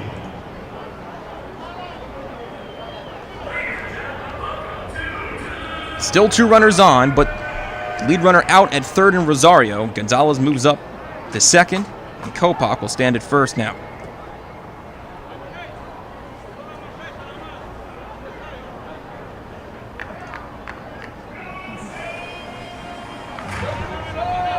Two on, now 1 out. Nate Easley now at the plate. Bunt single.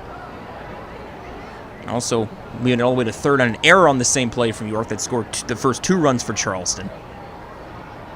Now the first pitch to Easley. He will swing at it, hit it straight up foul territory. Now drifting first base side, well out of play. Head towards the stand, start Easley 0-1. First time seeing him in the series last night. Also played center field. 444 against the Revs of a stolen base.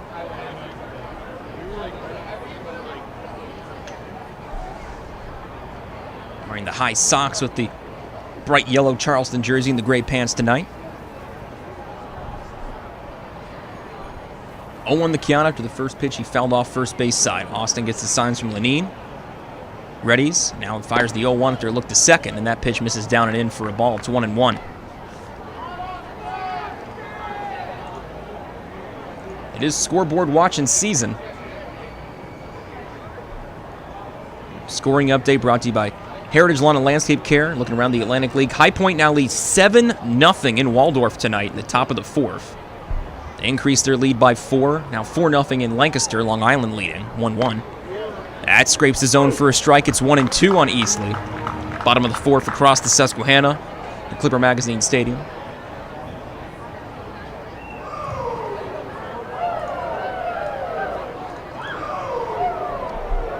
Tie game here at PeoplesBank Park, 3-3.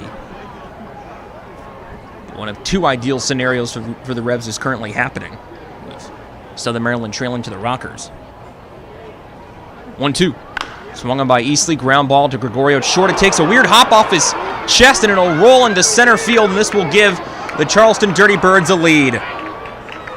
Rounding third and heading home is Yovan Gonzalez. The throw back from the outfield gets away from the cutoff man. Nelly was trying to cut it off, fielded by Lenine instead. And a tough luck play there from Gregorio as it took a weird carom off his upper half. Went towards center, shallow center at that, and it was enough timing to get Yovan Gonzalez home. Second baseman, number 2, Now runners at the corners, still one out, and the Dirty Birds take the first lead of the night, 4-3.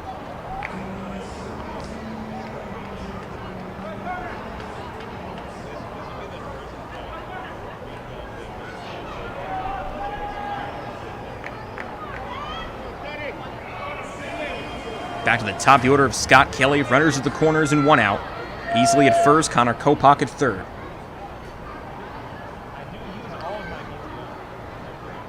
Nicely staring Kopak at first, and the first pitch to Kelly swung on past the waving glove of Nicely on the mound and in the center. Another base hit, and this will increase the Charleston lead. Dirty Birds now lead at 5-3. RBI single from Scott Kelly, and they now lead by a pair.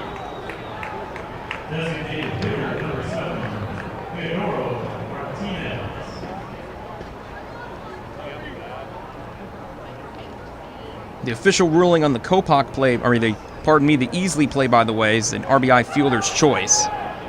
Give the Dirty Birds a 4-3 lead, and it's an RBI single straight up for Kelly that gives them a 5-3 lead. Now a 2-run lead for Charleston here in the top of the fourth. Still 2 on with Easley at second and now Scott Kelly at first. First pitch to new batter, and Teodoro Martinez misses for ball 1. Rebs have fallen behind for the first time tonight after taking an early 3-0 lead thanks to back-to-back home runs. The Dirty Birds have now scored 5 in their last 2 innings at the plate.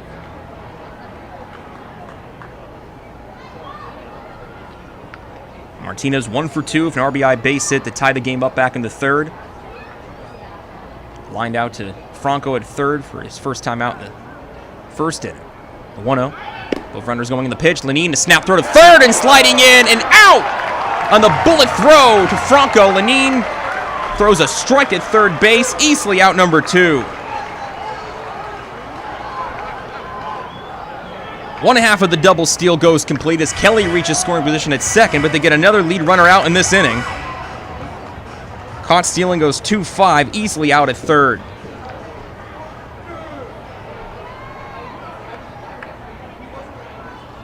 The 1-1 count, meanwhile, for Martinez. 1-0 was strike 1 to make it 1-1 count. But runner in scoring position still, but with 2 outs on the board. Martinez will ask for time as he steps out. Kelly is stolen base number 10 on the year. 10 for 15 in stolen base tries. Nicely stares back Kelly at second, now delivers the 1-1 to the plate, down and in for ball 2. It's 2-1 for Teodoro Martinez.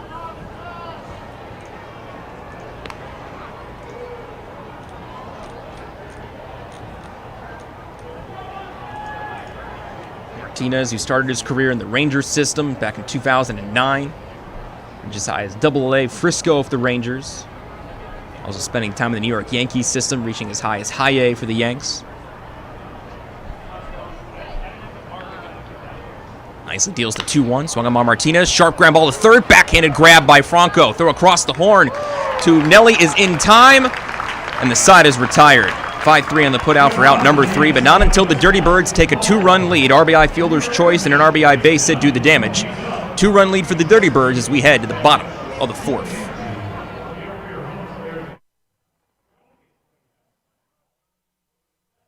Since 1934, PSECU has given Pennsylvanians financial opportunities to live a better life. We are a credit union who offers valuable free and low-fee financial products, broad lending options, and outstanding money management for financing life. At PSECU, we are proud of who we are and committed to who we serve because our Pennsylvania roots run deep. We are banking on a difference. Visit PSECU.com to join us. This credit union is federally insured by the National Credit Union Administration. Equal opportunity lender.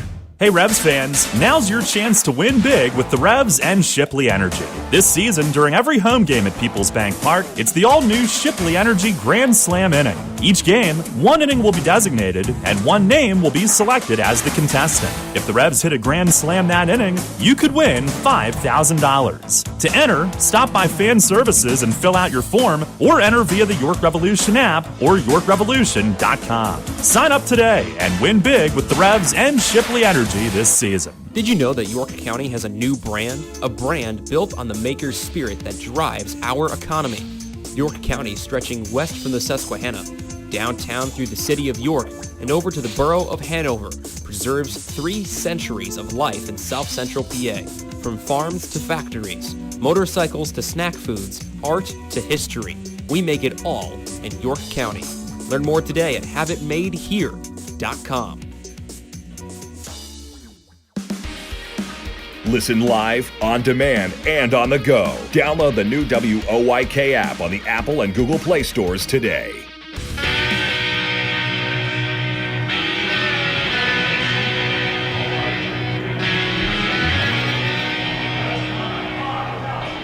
Home half of the fourth here at PeoplesBank Park. Ray Jensen back with you in the play-by-play. Last half inning, the Dirty Birds took the lead for the first time tonight. A 2-run top of the fourth. 2 runs on 2 hits, left 1 on base as the Revs able to get 2 outs on the base paths against the Dirty Birds offense, but an RBI fielder's choice from Nate Easley, RBI single from Scott Kelly makes it a 5-3 game in favor of West Virginia, or Charleston, I should say, as the first pitch from Eric Sekula finds his zone for a strike. 0-1 the count to start. Wellington Dotel, who leads off the bottom of the 4th for York. Dotel, Gregorio, Reynolds do up against Sekula.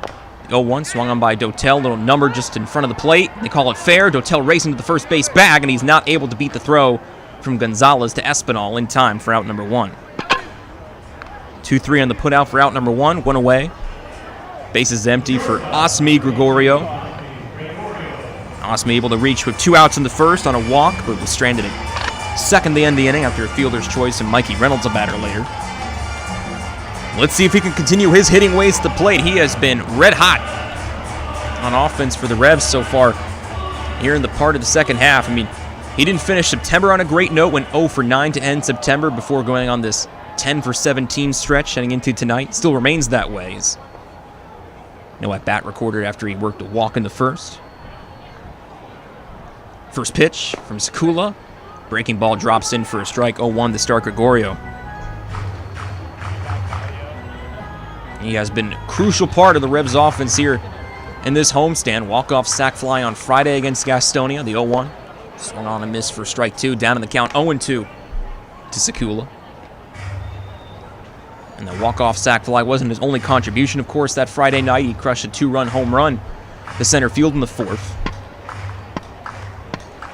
He has multiple RBI in 3 of his last 5, including a season-high 3 RBI twice in this homestand as the 0-2. Dips away for a ball. It's 1-2.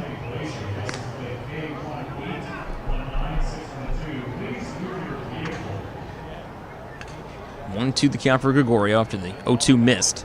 Sekula turns and fires the next pitch, and that is upstairs. Ball 2. It's 2-2.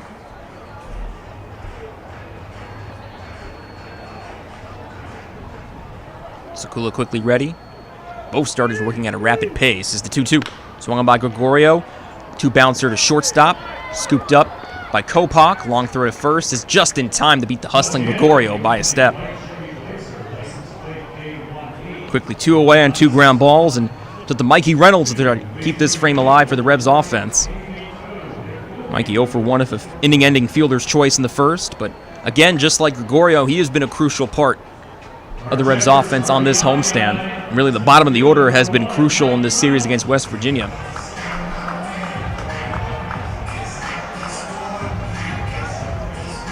Mikey scored the winning run in the walk-off hit by Tyler Hill, the cute little walk-off. In Game 2 of the doubleheader against Gastonia on Sunday, 4 RBI.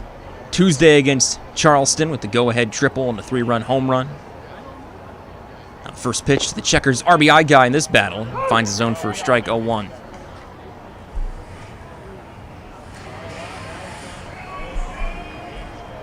Sekula steps. Gibson fires the 0-1. It's down and away for a ball, 1-1. Remember talking to Mace earlier in this series about how the way Mikey's been swinging the bat, and really amazed me is that Polo remembered exactly how Reynolds hit in 2015. That shows the credit how great a coach Polanco has been, as the 1-1 swung on by Reynolds, and this ball is hit deep, but not over Paredes, as he's able to camp under it just a couple steps short of the warning track and put Reynolds away for the 3rd and final out in this 4th inning. Well, make it 10 retired in a row from Eric Sekula since the end of the 1st inning. He has locked in since the rough first. We're through 4 here at PeoplesBank Park. It's the Dirty Birds 5 and the Revs 3. Pennsylvanians are creating their own soundtrack. Thanks to PA Lottery Scratch-Offs, excitement's back. Pennies, nickels, dimes, or quarters, no matter your choice, scratching's always in order. With big top prizes and second chance drawings, thrills await. They're out there calling if it's excitement you seek and you're looking for action, play the PA Lottery. And keep on scratching. Must be 18 or older. Please play responsibly. Benefits older Pennsylvanians every day. The York County Solid Waste Authority turns up the heat every day. On your garbage, that is. Advanced waste-to-energy technology is used to burn garbage at 1,800 degrees Fahrenheit in environmentally controlled combustion units. This reduces air emissions and produces electricity, enough to power 20,000 homes every minute of every day. Visit www.ycswa.com to learn more. In York County, garbage is power. Shadowfax is committed to helping people with intellectual disabilities live an everyday life in their home and community. Currently, Shadowfax is seeking applicants with a passion for making a difference, one person at a time. Open positions include residential direct support professional, day services community support staff, LPN, IT manager, and residential schedulers. For a full list of open positions and pay rates, visit shadowfax.org. Shadowfax, building relationships, creating possibilities. Shadowfax is an equal opportunity employer. New FM signal, new website. Get features, live broadcasts, and on-demand game broadcasts and shows online at 989WOYK.com. We turn the page to the fifth here at PeoplesBank Park. It's a 5-3 Charleston lead. Austin Nicely's first pitch to leadoff batter Alberto Callaspo misses for a ball, 1-0 the count.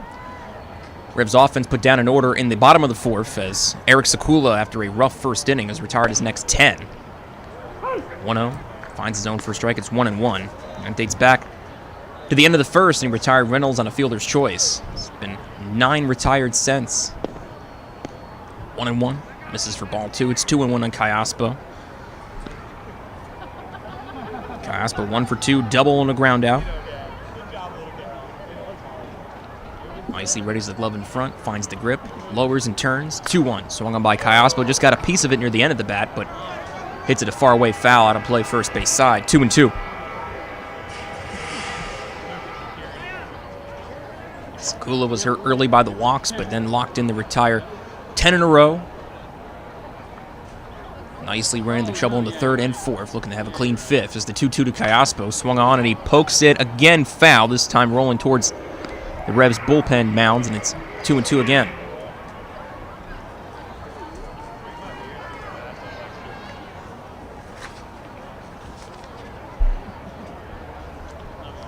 Nicely readies. Here's a 2-2. That's upstairs, ball 3, and the count runs full for Callaspo, 3-2. Another scoreboard update brought to you by Heritage Lawn and Landscape Care, upcoming in a bit. We'll wait the payoff pitch from Nicely. Here it comes. Payoff pitch swung on by Callaspo through the hole. Left field, almost blocked by Gregorio. Got a glove on it in the diving attempt to go in the deep left. Stopped in shallow instead off the dive from Gregorio, but regardless, it'll be a leadoff single for Alberto Callaspo. He's now 2 for 3. Great effort from Gregorio in the field, but not enough to deny Callaspo a base. Leadoff batter aboard again for the Dirty Birds. The third straight inning they've done so, all with leadoff singles. Gonzalez in the third, Rosario in the fourth, and now Callaspo in the fifth. So that Atlantic League update brought to you by Heritage Lawn and Landscape Care as Jimmy Paredes steps in. Long Island's lead has been cut to 2. Lancaster crawling back, it's 4-2 in the top of the fifth. In Clipper Magazine Stadium, go Barnstormers. First pitch from Nicely to Paredes, swung on, hit slightly foul third base side, rolls just to the right of the on-deck circle, 0-1. Still 7-0 High Point in Waldorf. Love to see that. And the scoreless shutout broken in Gastonia, 2-0 Lexington in the bottom of the fourth at the Honey Hunters. No real consequences there. Lexington already a lock for the playoffs. Just matters who they're going to face. Will it be Charleston or will it be High Point? Here's the 0-1. Swung on by Paredes, ground ball to Kenley at second. Flip over to short.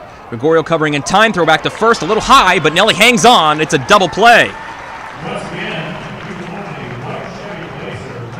4-6-3 double play, clears the bases and puts 2 outs on the board, and that's exactly what the Revs needed. Base hit from Kayaspo erased on the double play. The second twin killing the Revs have turned the night.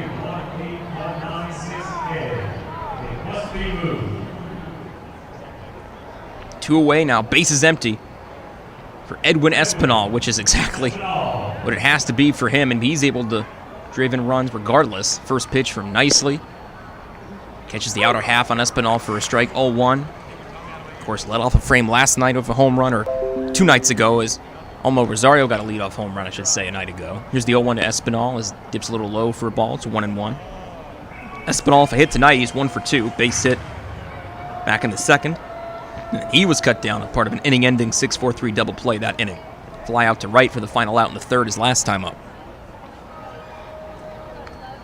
Nicely at the glove in front. He's set. Here's the 1-1. Espinal, a little nubber straight back. Here the backstop, 1-2.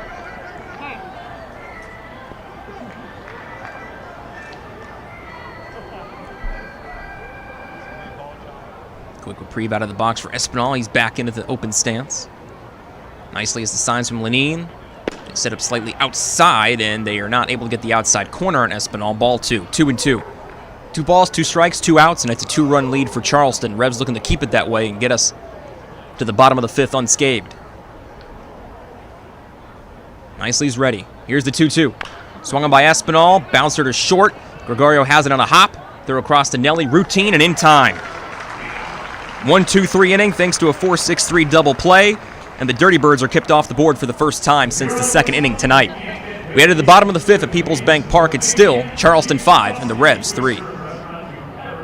Suffering from chronic pain, anxiety, or insomnia? CBD Supply MD York has the solution for you. Natural alternatives to pain relief while combating high prescription prices and deductibles. Our products are high quality, organic, and third-party tested. Family owned and operated, CBD Supply MD York is community and family oriented and the most trusted source and supplier of the highest quality Delta 8 and CBD products, including oils, ointments, vapes, gummies, and pet treats. Call us at 817-1097. That's 817-1097. Or stop in and see us at 3923 East Market Street in York. CBD Supply MD York, your quality CBD supply in York. Get ready to crush your goals. Join Crunch Fitness now for $1 and memberships starting at $10.99 a month. At Crunch, you get more of what you want. You can run, you can lift, you can train, you can jump, squat, lunge, dance, and hit it with us. And at Crunch, an obsession with so fresh and so clean means you can feel confident getting a safe workout. Join Crunch today and get 1 month free. Use code RADIO to claim your free month at crunch.com. That's the code RADIO at checkout to get 1 free month at crunch.com. Come see why Jack GM Volvo has been York County's trusted new and used car dealer for over 50 years. In need of service for your vehicle? Get a free PA state inspection when you mention promo code Revs Baseball. 9 brands and 4 convenient locations. For more information and details, visit gmvolvo.com.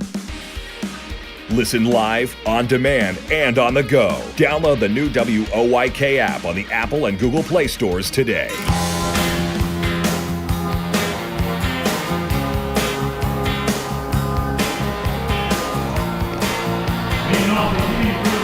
So 1-2-3, top of the 5th for Nicely in the Revs defense, thanks to their second double play of the night. Keeps it a 5-3 score. Charleston still leads by 2.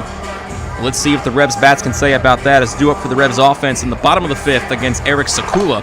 It'll be Lenine Rodriguez to lead things off, followed by James Harris and Jack Kenley, the 9-1 and 2 hitters of the Revs orders. They're looking for their 3rd straight home series sweep.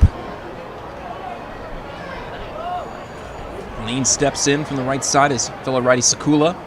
Quick extension of the arms, now fires the first pitch. Lenine shows bunt and takes the pitch for a strike. It's 0-1. And Revs got a sweep of the Southern Maryland Blue Crabs back in late September and then swept Gastonia earlier this homestand.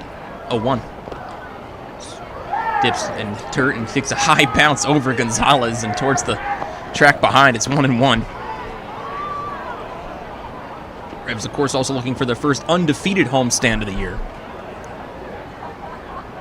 And this final home series is the 1-1.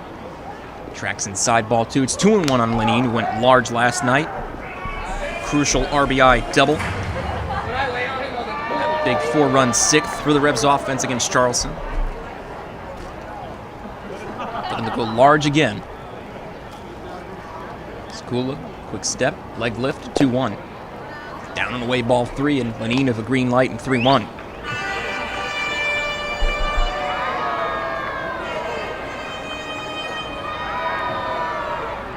Sakula is ready and quickly delivers the 3-1. Swung on by Lenine, ground ball third base, fair. Diving play by Cayaspo, throw across the first, and tagged out just before he can reach the first base bag. Edwin Espinal gets him. Cayaspo robs the Revs again. Had a nifty backhanded play earlier against Melky Mesa in the third inning, and he robs Lenine Rodriguez of a leadoff hit here in the fifth. Diving attempt this time that snagged the ball in his glove and then threw it over to Espinal in time, and he's able to tag him out before he could reach first. And Lenine Rodriguez. One away, bases empty as we go back to the top of the order, and James Harris. James 0 for 1, but he walked and scored in the first. First pitch from Sakula. Drops in fastball. 0-1 the count to start. James Harris was one of 2 runs to come in on the Jack Kenley home run. And Melky Mesa's solo shot immediately followed. The 0-1 hit foul third base side to the left of the Dirty Birds dugout. Quickly 0-2. Harris behind in the count to Sakula. Nicely, and Sakula both like to work quickly. And still working fast here in the later parts of each of their starts. Sakula readies, lowers a bit. Now the 0-2 swung on by Harris, just gets a piece, fouls it straight back over the netting. He'll see another 0-2 offering. Sakula now at 74 pitches. His last start against the Ducks, he threw 90. Earlier in September, he threw 100 pitches in back-to-back starts, 112 against High Point and 101 against Lexington. Both of those starts on the road. 0-2 swung on by Harris. Fly ball left center field. That will fall for a base hit. Harris on board with a hit for the first time tonight. Second time on base overall. The Revs have something cooking of 1 on and 1 out. Jack Kenley will come to the plate representing the tying run. Revs trail by 2, 5-3. Kenley has gotten 2 balls in the air tonight. One went yard to right. The other caught in center field by Eastley for the third and final out, his last time up in the second. As mentioned, was the first part of a back-to-back with himself and Melky Mesa in the first. 4th time overall, the 2nd time that pair has done it. First pitch from Sakula outside for a ball. It's 1-0.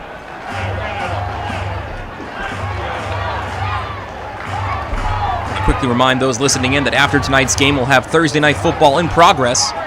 Rams and Seahawks colliding. 1-0. That just misses the outside corner for ball 2. It's 2-0. Have some interest in the Thursday night game, of course, with Matt Stafford on my fantasy team. Darrell Henry as well. He is Matthew Stafford. Darrell's not on my fantasy team. But if I could draft Darrell, I mean, why not? Worth a late round flyer. For the 2-0 is thrown. Quick throw to first, and Harris gets a hand back in time. Harris, of course, a threat to steal. 18 for 23 in stolen base chances, and he has torched the Dirty Birds on the base path. 7 for 8 against Charleston on the bases. 2-0. That's outside ball 3, and Sakula upset with himself. He's missed 3 straight pitches to Kenley. 3-0 count for Jack, who sits back in. Did we ever play the second part of that interview with him? Yeah. Okay. Sometimes I miss the pre-games, or at least the pre-game interview, so just double-checking, Darrell. 3-0. Oh, goes inside and hits him in the back. Kenley doesn't even shrug at it, and he'll take first in a light jog. Ugh. My voice, on the other hand, handled that one differently. Hit by pitch. It's the second straight game the Dirty Birds have hit a batter, but the one last night was a little more contentious, at least on the receiving end, as Dotel was not happy on Villanueva pitching him inside. Sakula just lost the grip on Kenley, and Kenley didn't think anything of it. He takes first without an issue. Kenley hit by a pitch, sends him to first. Harris on at second. 2 on, 1 out for Melky Mesa, who represents the go-ahead run at the plate. Kenley the tying run at first, and before a pitch delivered to Mesa, Jovan Gonzalez asks for time, and he will check in if Sakula on the mound. Take this time to take a look at the scoreboards again. Another Atlantic League update brought to you by Heritage Lawn and Landscape Care. in the fifth in both Lancaster and Southern Maryland. I had it for a bit. Mikey Peters said no. Come on. But Dells were supposed to be efficient. There we go. Top of the sixth now in Lancaster, and Long Island leads by 4 again. 6-2 now the score in the top of the sixth. Ducks in control. High Point leads by an additional run, 8-0. In Southern Maryland in the bottom of the fifth. Go Rockers. Sakula and Gonzalez finish up their chat. 2 on, 1 out for Melky. First pitch to Mesa. Dips low, ball 1-0 the count. Mesa 1 for 2 against Sakula tonight. Solo home run in the first, ground out his last time up in the third.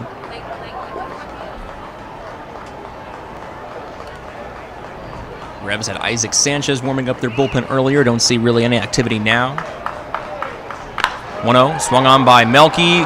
Line to the glove of shortstop Kopak, and getting back in time Harris. They're trying to do a line-out double play. Kelly now coming away from the second base bag, getting the relay from Kopak. And he is now arguing with Bill Worthington, who had the safe call coming in from third. Kelly still chatting with him, out recorded on the line out from Mesa to Kopak at short for out number 2. Kelly is not happy about the safe call. He'll still have some words for Worthington as he heads back to his post at second. So not so happy campers from Charleston right now in the field. Out recorded, out number 2, but still 2 on. A chance for the Revs to take the lead, or better yet, or tied, or better yet, take the lead, I should say. Nelly Rodriguez at the plate for a third time. Held hitless so far, 0 for 2 for fly out and ground out.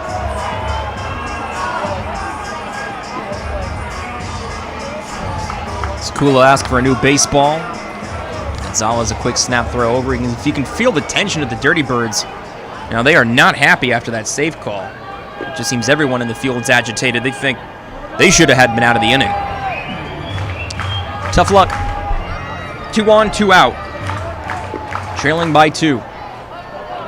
Sakula with the ball behind the back, leans in for signs and has him. Recollects on the rubber. First pitch to Nelly. Rodriguez taking, it's low for a ball, and then Gonzalez trying to pop it back towards his glove. Or get a better grip of it into the bare hand. He lost it, but kept it in front enough to not allow Kenley or Harris to advance. That would have been a big break for York.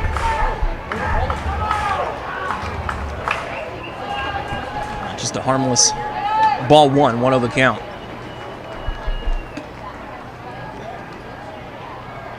Sakula with the signs again, the 1-0. Rodriguez swings at it, nubs it just in front of the plate. They call it foul, and Gonzalez can't believe it. Ditches the mask. He thought it was fair. Now he is in the face of Steven Zawiski. Now here comes Bill Worthington to settle things down. Gonzalez emphatic that that ball was fair. Here comes Mark Minakazi to draw him away from Zawiski and avoid getting him tossed. Now Edwin Espinal comes in. Sakula not happy about it. Espinal now come towards Gonzalez up the first base line, chatting with him to settle him down. I mentioned it earlier, the Dirty Birds' frustration has been building in this 5th inning.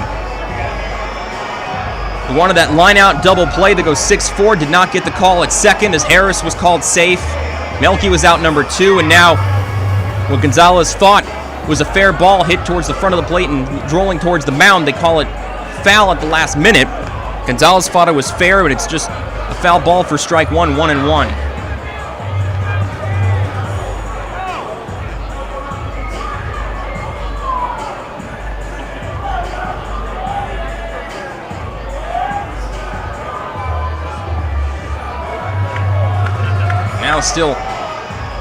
Now it looks like hot as Buzz Albert, the crew chief, and now being talked to by Edwin Espinal. He was having some words with the coaching staff of Charleston. He looks a little heated as he heads back to first.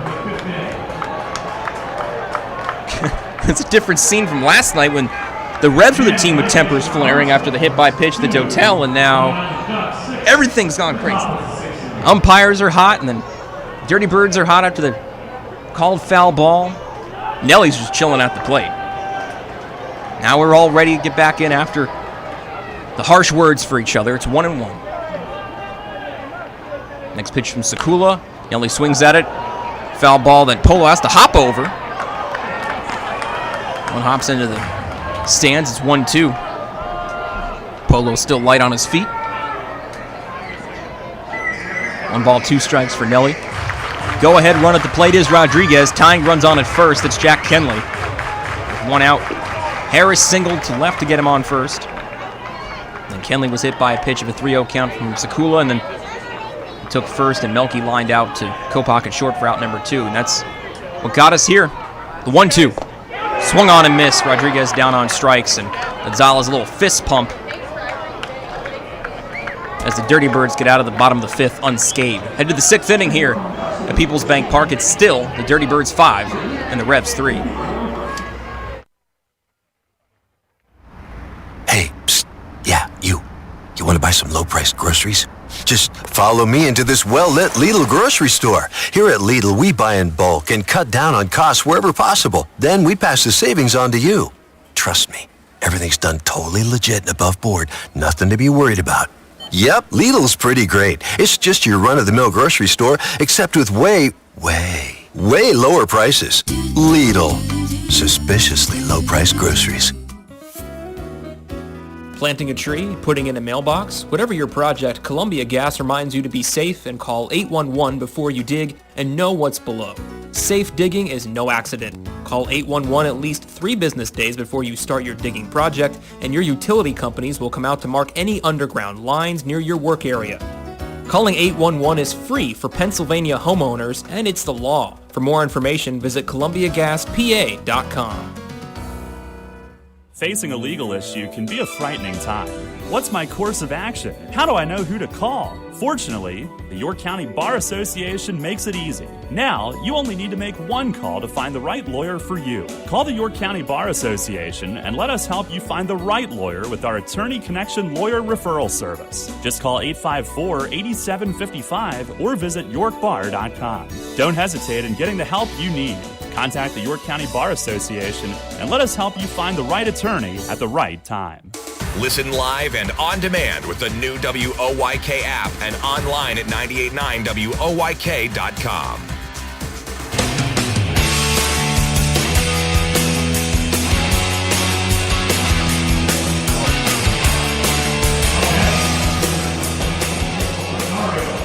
On to the 6th here at PeoplesBank Park. First pitch from Austin nicely to Olmo. Rosario misses slightly up for a ball. It's 1 of the count. Last half inning, the Revs able to get the tying run aboard at first, but they were shut out for the 4th straight inning. Next offering from Nicely. That finds the outer edge for a strike. It's 1-1 on Rosario now. Olmo was 1 for 2 tonight into an inning-ending double play, and then a base hit his next time, the 1-1. This is low and bounces in the dirt and to the right of the plate towards the grass for ball 2. It's 2-1. Revs trail by a pair, 5-3. It's been that way since the top of the 4th when Dirty Birds took the lead. 2-1. Swung on by Rosario. Ground ball past Franco at third as he took a swipe at it in the left. Another base hit for Rosario. Leadoff one at that.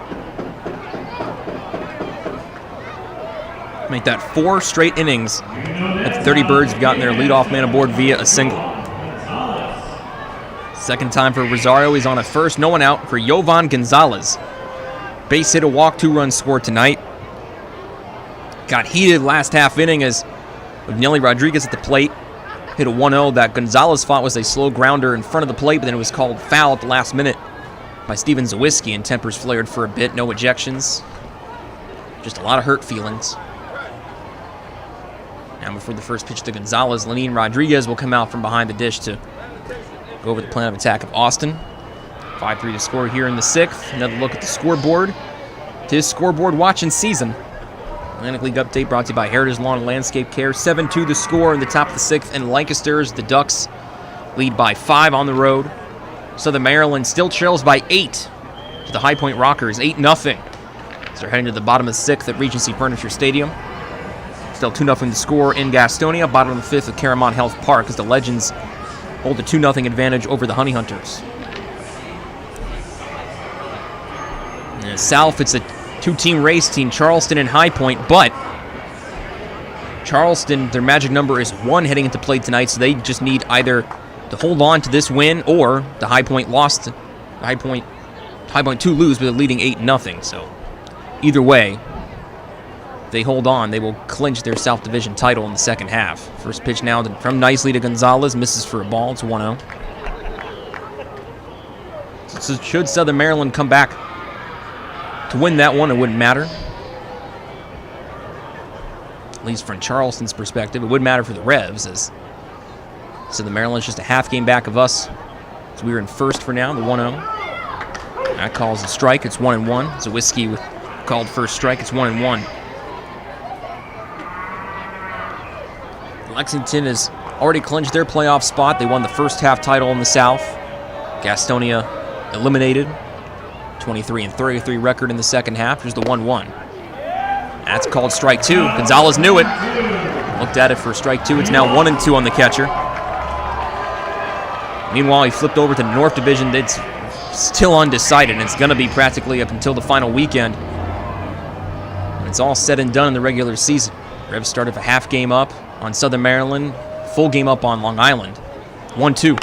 Swung on by Gonzalez, gets a bit about the end of the bat, and able to fall on the right. Escape the grasp of Dotel as it rolls towards the wall. Going to be more than just a single. They will give the green light to third. Rounding third and heading towards home is Rosario. Throw at the plate with the tag. Rodriguez just misses it. He was trying to get the heels of Rosario, but he just escapes them, and a run comes in. Rosario scores on a base hit, or a double, I should say, from Jovan Gonzalez. We'll see if they give Dotel an error on it. Here comes Mark Mason out of the Revs dugout in the meantime. It was the ball that was hit just off the end of Gonzalez's bat. It was tracking towards right. It was going to land for a hit regardless. But Dotel tried to make a play on it and kind of hopped away from the end of his glove and rolled towards the wall and bought more than enough time for Olmo Rosario to round third and score to make it a 6-3 Dirty Birds game. Austin Nicely is done. He will head to the Revs dugout. Isaac Sanchez is warming up, assuming he was going to come in, and he is. Pitching change brought to you by Maple Donuts. Nicely out, Sanchez in. Revs trail by 3, 6-3. We return in the top of the 6th.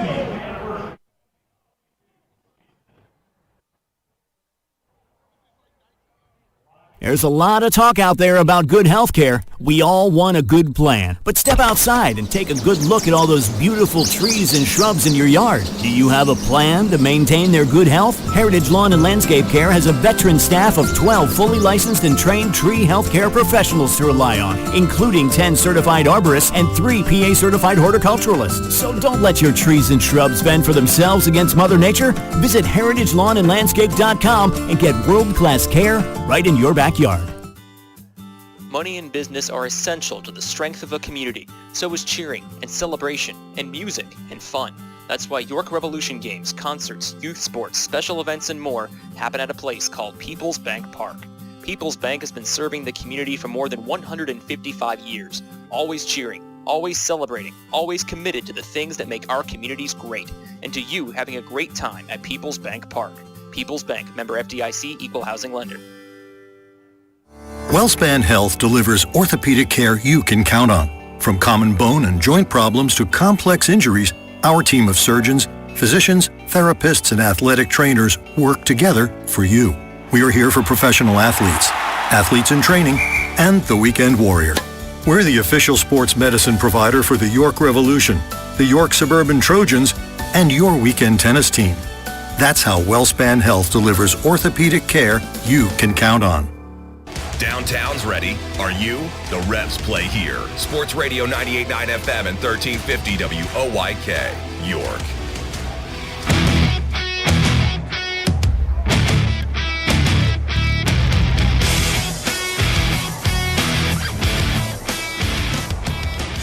Still in the top of the 6th here at PeoplesBank Park. Ray Jensen back with you in the play-by-play. It's now 6-3. Charleston lead over York. Austin Nicely is finished after 5 innings plus 2 batters tonight. His tentative line, he's still on the hook for Jovan Gonzalez at second. It's 5 innings plus 2, 10 hits, 6 runs, 5 earned, 2 walks, 1 strikeout. Jovan Gonzalez an RBI double to right field to score Rosario before the change. Pitching change brought to you by Maple Donuts to make it 6-3. New pitcher for York, and their first pitching change is Isaac Sanchez. First time we've seen him since the Gastonia doubleheader on Sunday, and he was great in Game 2 on Sunday. First pitch to Connor Kopak. First batter he'll face. Slightly high for a ball. It's 1-0 count. Sanchez's record 5-0 with 4.56 ERA, 46th appearance overall in the season, 43rd for York.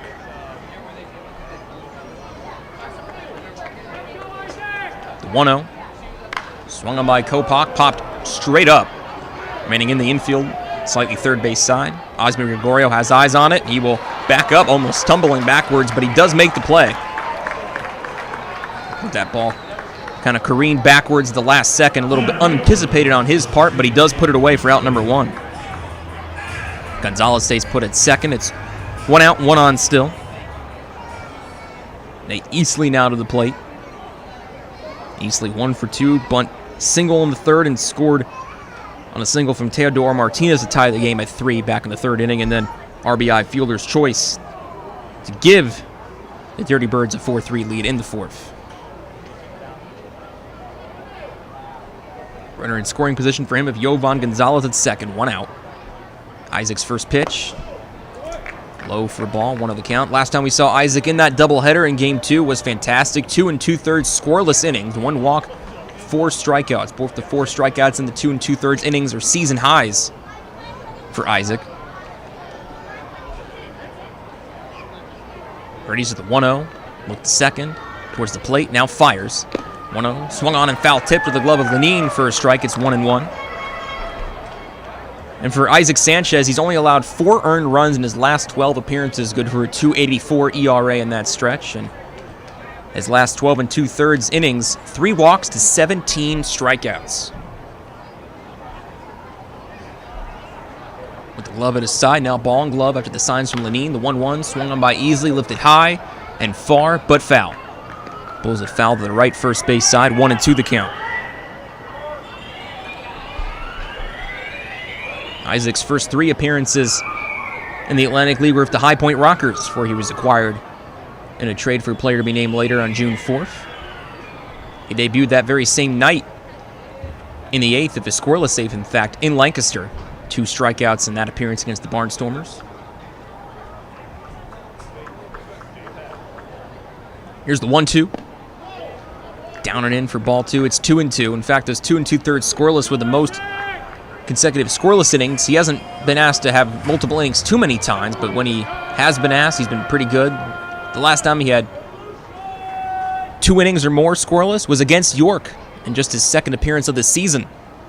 And it was here at PeoplesBank Park in the opening series, all the way back in late May. 2-2. Swung on by Eastley, hit foul again. This time slightly backwards. Now as far first base side, 2-2. And it feels like the weather really hasn't changed. It was kind of cooler in late May, and now we're in October, and it feels about the same. Clipper Security Store time and temperature board reading 71 degrees, and that seems about right, if not even cooler. Still a 6-3 score in favor of Charleston. Isaac looking to keep it that way. Gonzalez on at second at the RBI double to make it 6-3. Eastley with a 2-2 count at the plate.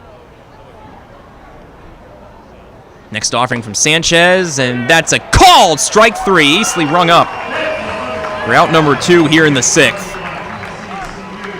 Make that 18 strikeouts for Isaac in his last 13 innings. Who said 13's an unlucky number? 2 away, Gonzalez still at second. We'll now face Scott Kelly.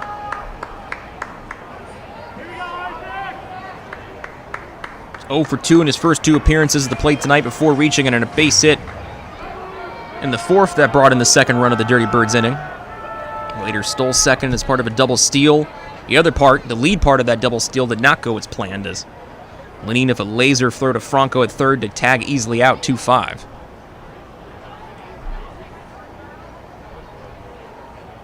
First pitch from Sanchez. Kelly taking. The ball dips low for ball 1. 1 of the count.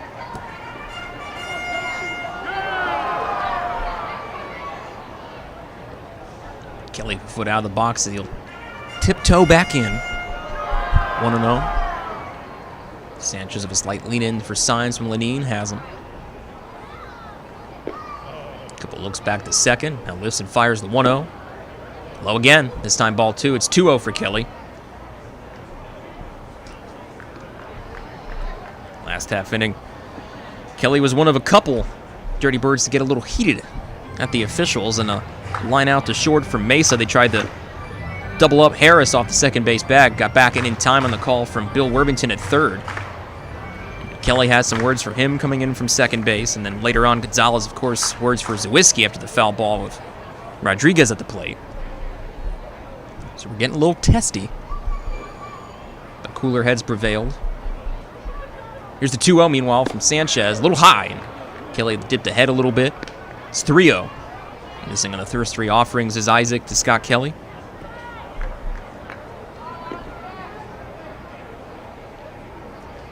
Of course, I mentioned earlier that Isaac's played a big part in this series against Charleston. Had the winning run as a pinch runner in extras back on July 22nd at PeoplesBank Park here against the Dirty Birds back when they were called the Power.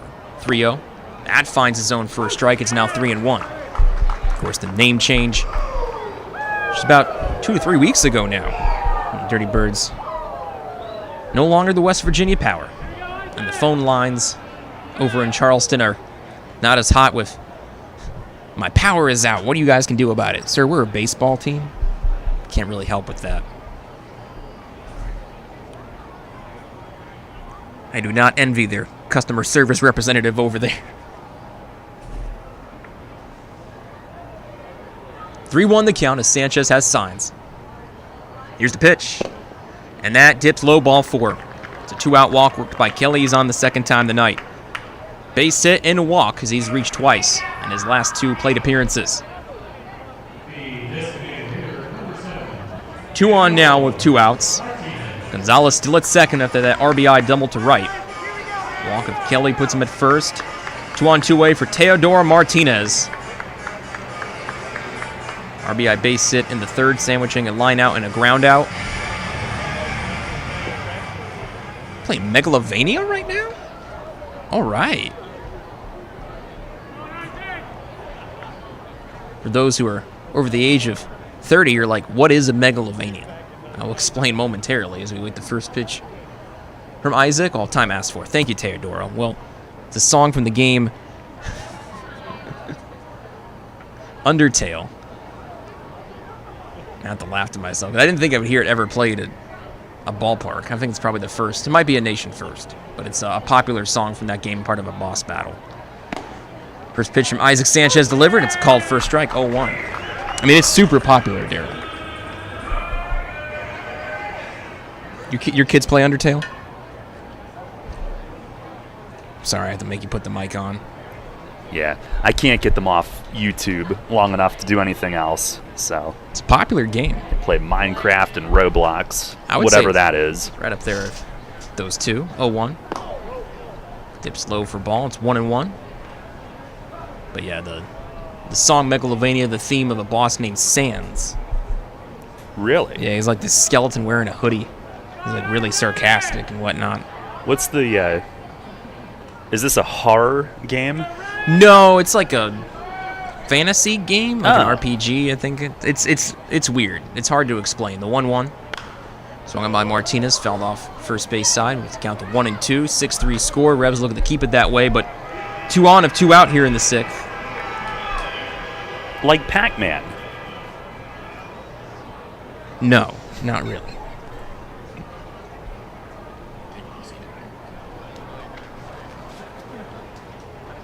Bullpen activity ongoing for York as Brandon Fry is warming. Like Mario. No, not well. I mean, Mario had an RPG, but was that the Galaxy one? No, it was Super Mario RPG. It was. I think it was. I don't know. It's N64 day. I never played it. 1-2, and that just misses outside. Martinez pointing it out correctly that it was outside. Thank you, Teodoro. It's 2-2. But yeah, no, a little mark out moment for me there. Megalovania. Did you geek out a little bit? I did. Yeah, you did. I mean, just a little joy to what's a 3-run deficit for York right now. Trail 6-3. They're being out-hit by the Dirty Birds 10-3. Here's the 2-2. And it's low and blocked by Lenine. Ball 3. Count runs full 3-2. Lenine wearing that one. Sanchez get a new ball as he heads back towards the mound, and Martinez will take a break outside the batter's box, and he'll step back in at the full count. And the tale of this game is not yet done. We're in the top of the 6th. West Virginia, though, has already scored once. RBI double from Yovan Gonzalez, chased nicely. It's 5 innings plus 2 batters.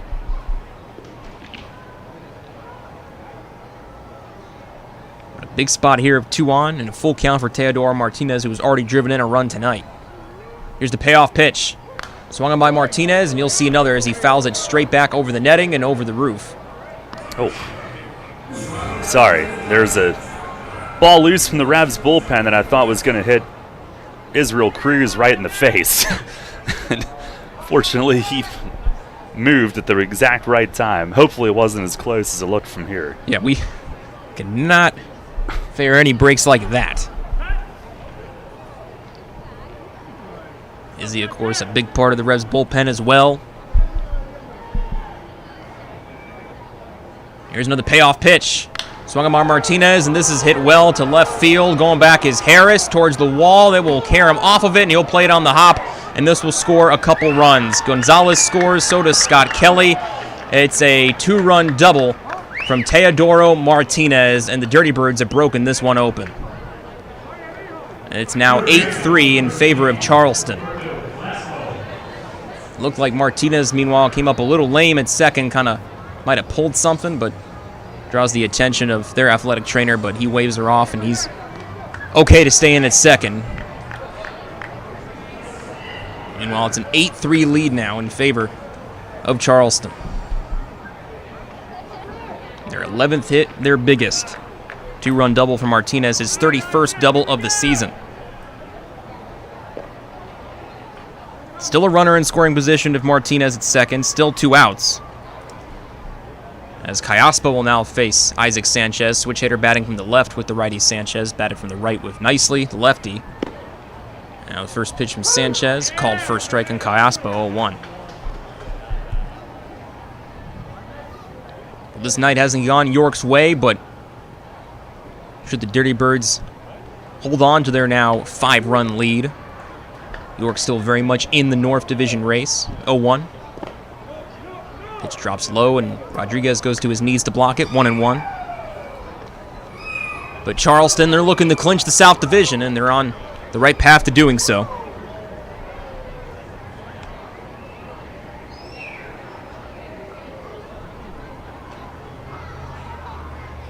Callaspo taps the plate now, awaits the next offering. Here's the 1-1. Swung on by Callaspo, lined right to the glove of Kenley. Little Air Jordan move from Jack as he claims the ball above his head in the glove, side retired. Energizing play on defense from Jack Kenley ends the top of the 6th, and not until the Dirty Birds strike, scoring 3 more runs. RBI double from Yovan Gonzalez, 2-run double from Teodoro Martinez. It's 8-3 Charleston as we head to the bottom of the 6th.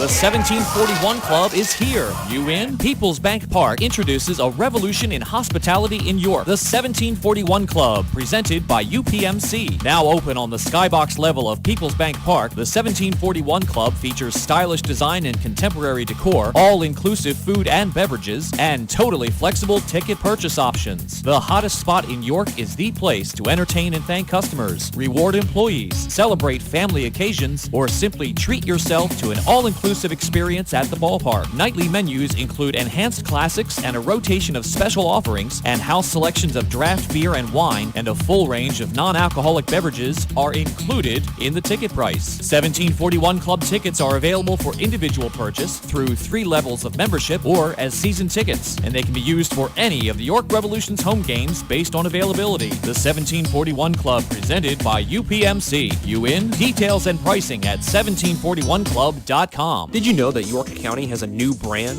A brand built on the maker's spirit that drives our economy.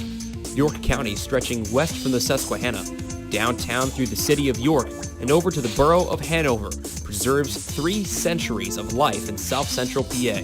From farms to factories, motorcycles to snack foods, art to history, we make it all in York County. Learn more today at haveitmadehere.com. Get the latest on the Orioles with the Baltimore Baseball Show, hosted by Dan Connolly. Mondays at 6 on Sports Radio 98.9 FM and 1350 WOYK.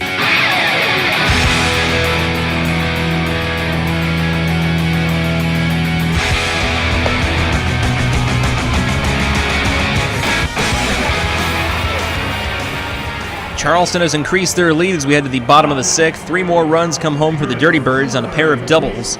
One came in on a double from Yovan Gonzalez. 2 more came in on Teodoro Martinez's bat. And it's a 5-run lead for Charleston as they're looking to clinch the second half South Division with a win tonight. Revs still have something to say about that as we'll begin the bottom of the 6th with Carlos Franco at the plate, followed by Wellington Dotel and Osmer Gregorio to face the new pitcher. First pitching change of the Dirty Birds of the night, brought to you by Maple Donuts. Luis Guzman now on the mound for Charleston. Eric Sekula done after 5 innings. 5 innings, 3 hits, 3 runs, all earned, 3 walks, 2 strikeouts on 85 pitches, giving up 2 home runs. Both came in the first. Back-to-back sequence of Jack Kenley's 2-run home run and Melky Mesa's solo shot. That's been it for York's offense tonight. They have not scored since the first inning. See, that'll change against Guzman as Franco ready. It's a lefty-on-lefty matchup, Guzman versus Franco. First pitch from Guzman was up and away for a ball, 1-0 the count. Saw Guzman earlier in this series, in fact, in the series opener on Tuesday. 2/3 innings from the lefty, 4 runs on 4 hits, including a home run.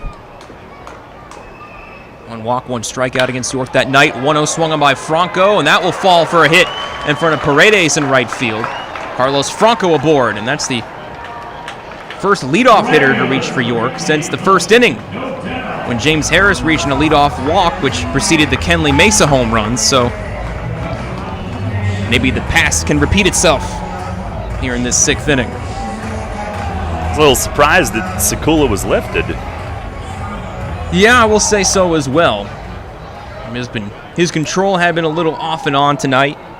Struggled in the first and locked in after retiring 11 straight at one point before losing some control again in the 5th. But yeah, a little surprising. Guzman's first pitch to Dotel in there for a strike, 0-1 the count. Wellington tonight, 0 for 2, strikeout, ground out.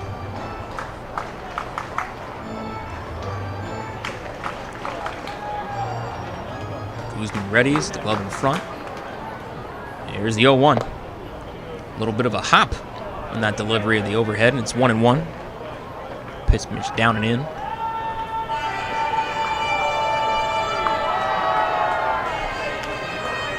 Tell swings the bat above the plate. Now he will circle it above his head, going through his routine. Guzman ready at an arm's length in front. Here's the 1-1. That dips down and in again, this time ball 2. It's 2-1 for Dotel.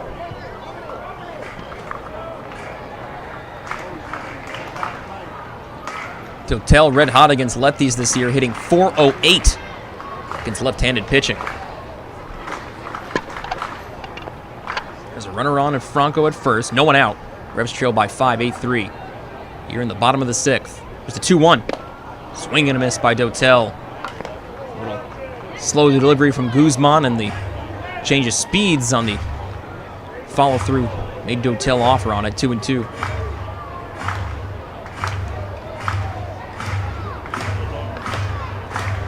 Dotel circle out of the batter's box, and now he's already back in. Guzman is ready. A couple looks at Franco at first. Now 2-2, swung on a miss. Dotel down on strikes for the first out here in the 6th. Second strikeout from Dotel tonight. 3rd strikeout overall for Dirty Birds pitching. 1 on, but 1 out here in the 6th, and now it's Osmer Gregorio's turn to try to keep things moving. Walking the ground out so far for Osme tonight. Revs being held to just 4 hits. Able to get a hit in the 5th. Single from James Harris. That was their first hit since the back-to-back home runs in the 1st. Now a leadoff single for Franco. He's still at first with it. Guzman's ready. And the first pitch to Gregorio is down and in. Ball 1, 1-0 the count.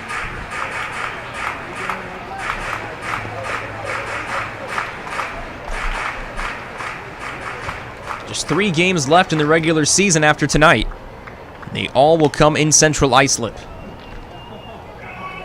Game 1 from Long Island tomorrow. First pitch set at 6:35 p.m. Darryl will be on at 6:15 in the pregame show on YouTube. So we'll have the Central at Spring Grove game here on WOYK. 1-0 meanwhile from Guzman, swung on by Gregorio and hit towards the netting, smacking off of it. Strike 1, 1-1. Here's the thing, Ray, about how these games are going currently tonight. If the Revs were 1 up, they could go to Long Island, and to eliminate the Ducks only have to win 1. But the way it's currently going tonight, if this holds, you've got to go up there and win 2 out of 3. It's a must. That's the only way, or you're going home. 1-1 the count for Gregorio. Couple looks back to first. Now the 1-1 swung on by Gregorio. High bouncer third. It lands fair on a hop. Kayas with a long throw across to first. Picked out by Espinal. And Gregorio cannot lug out an infield hit. Holy cow. What a night the 40-year-old is having at third base. Yeah. Alberto Callaspo has been like hungry hippos is the best way to describe him. I'm sorry, 38 years old. Well, but you know. Almo is the 40-year-old. That's right. My bad. And he's out in left. Sorry, just Alberto. Behind Callaspo. We're selling the man 2 years short. Yeah. I don't know. Watch him tonight. He'll probably still be doing that when he's 40. Jeez. Yeah, he has been just unstoppable with the glove. Franco does move to second on it, on the ground out from Gregorio. 2 outs, though. Runner in scoring position for Mikey Reynolds. Fielder's choice and a flyout so far for Mikey. 0 for 2, both against Sakula, first time facing Guzman. First pitch swung on by Mikey. Ground ball right back to Guzman on the mound. He hustles over the first. Underhand toss to Espinal and plenty of time to retire Reynolds for the third and final out here in the 6th. Base hit from Franco, but that's it all for the Revs offense, and we're through 6 innings here at PeoplesBank Park tonight. It's a 5-run lead for Charleston. The Dirty Birds 8, the Revs 3. Darryl Henry takes it the rest of the way on the Revs Radio Network. You get in your car, and you start your car. You put the car in gear, and you go nowhere. What the? Because your transmission has failed, or you try and put it in gear and it makes an awful grinding noise, or you put it in gear and take off, but when it's time for the transmission to shift, the RPMs just go higher, but you aren't gaining any speed. Dang it! Now you've heard of the good-looking genius and the crew at Broadway Transmission, right here on the radio. But now all you have to do is go to www.broadwaytrans.com to arrange a tow right from the website, and in a flash, your vehicle is on its way to the recovery, and with the best tracked warranty in the industry. Easy financing, free towing with repairs, AAA authorized, and the most recommended family-owned transmission shop around since 1951. Broadway Transmission will get your shift together and stand behind it too. Visit us on the web at broadwaytrans.com or stop in and see how it's done.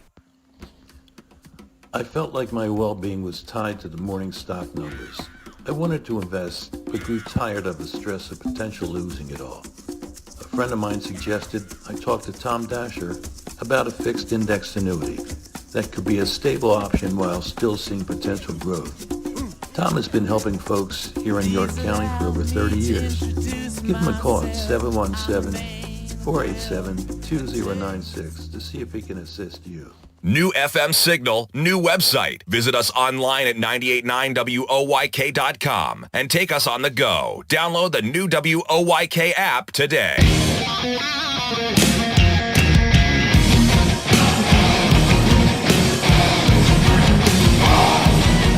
Head of the 7th, Brandon Fry is on. Pitching change brought to you by Maple Donuts. 8-3, Charleston leads it. And they have come out swinging tonight. Revs had held them to just 3 runs each of the first 2 games in this series. Good starts from Duke Tuesday night, Luis Sanchez Wednesday night. Charleston 8 runs on 11 hits. Of course, the Revs have been a fantastic comeback team all season, but gotta stop these guys from putting up multiple run innings first, and Fry will try to do that. Revs were up 3-0 immediately. Got the Dirty Birds 3 in the third, 2 in the fourth, 3 in the sixth. Now Fry is on. He's 3-2 with a 4.08 ERA, 45 outings. Might be trying to get under 4 tonight as Jimmy Paredes leads off. First pitch is right there for a strike. Paredes 0 for 3. Strikeout, pop up, and a double play ball. The Revs have handled him well tonight, but the rest of the lineup has produced big time. There's the 0-1, and a swing and a ground ball foul, third base side. Fry last got the win. Last outing, got the win Tuesday night, and he allowed a couple of Duke's inherited runs, but Revs took the lead right away in the bottom half of that inning, or took it back after Charleston tied it. Fry got his third win of the year. He deals. Curveball hit in the air. Shallow right. Kenley out from second. Gives way to Dotel, who comes charging in and makes a sliding play. Good communication. It wouldn't have been easy for Kenley. It certainly was not easy for Dotel, but he saw an opportunity to get there. Certainly easier for the outfielder coming in if he can get to it. And he called for it and hung on going into the slide. One away. Paredes 0 for 4 tonight. Here is Edwin Espinal, who's 1 for 3.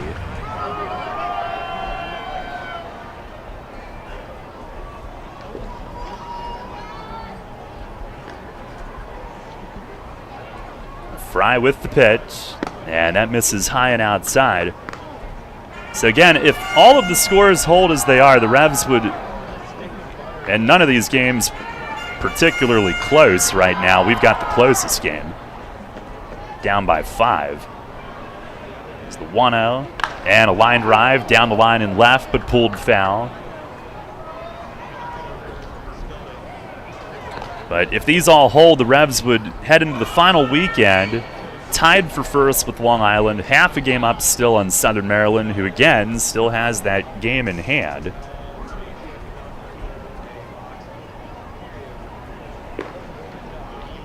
But if you go up tied with Long Island, you've got to win 2 out of 3. Pitch, that is in the dirt. If you lose 2 out of 3, you finish 1 behind them. And that puts High Point in as a wild card team unless Southern Maryland finishes above both and wins the second half.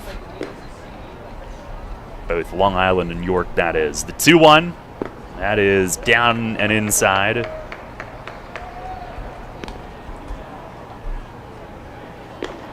So you would have to win 2 out of 3 up there, and then if you do, you stay there for game 1, and you'd have to win 2 out of 3 from them again.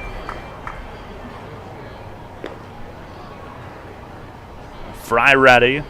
3-1 pitch, and a swing and a bouncer foul.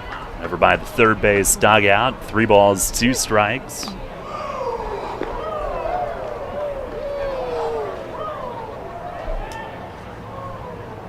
Dirty Birds with bullpen activity. It's Eliardo Cabrera, right-hander, who's up. Revs actually faced him in his only start back in July. Fry the payoff, and a swing and a foul tip, scraped back behind the plate. 8 runs, 11 hits, no errors for Charleston. 3 runs, just 4 hits. 2 errors for York. Had 2 home runs in the first inning for a 3-0 lead and just 2 singles since. Sekula was spot on after the first inning.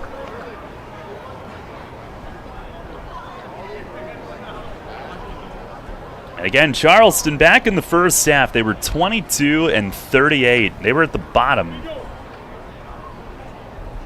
Fry delivers. Breaking ball, chopped foul, same direction down the third base side. But here in the second half, 35-21.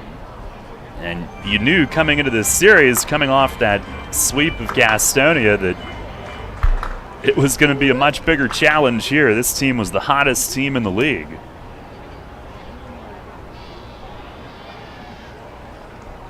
Fry, another full count offering. Breaking ball, fouled again. Bounced over toward Rosario on deck, who took a playful swing at it. While the North Division, 3 teams separated by 1 game, Charleston's got, compared to that, what seems like an enormous lead, 3.5, as they try to clinch tonight. They would face Lexington in the opening round. Fry deals, swing, and this one's fouled back. On we go. At least he hit it to a different spot of the ballpark this time.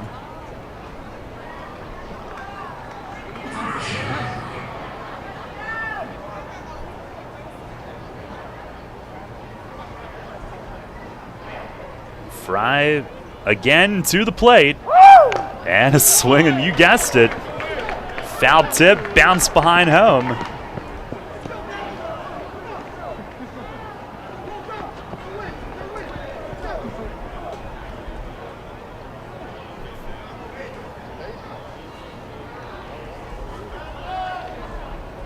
That was the 6th foul total. Here's the 10th pitch of the at-bat. And it is swung on, driven deep. Left field, Harris looks. It is up off the well-span health sign. And he plays the carom cleanly, fires into second, holds Espinal to a single. He didn't quite get all of it, and it was on its way down when it hit the well-span sign about 2/3 of the way up. That was close as close can be, though. That was certainly flirting with out-of-here territory. 10th pitch of the at-bat.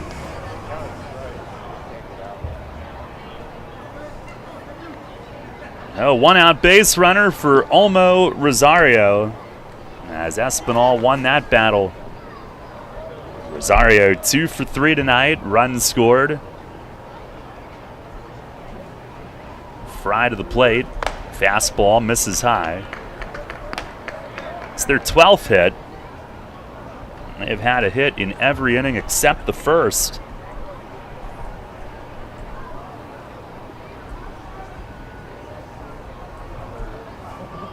Number 1-0, swinging a foul tip, back against the netting.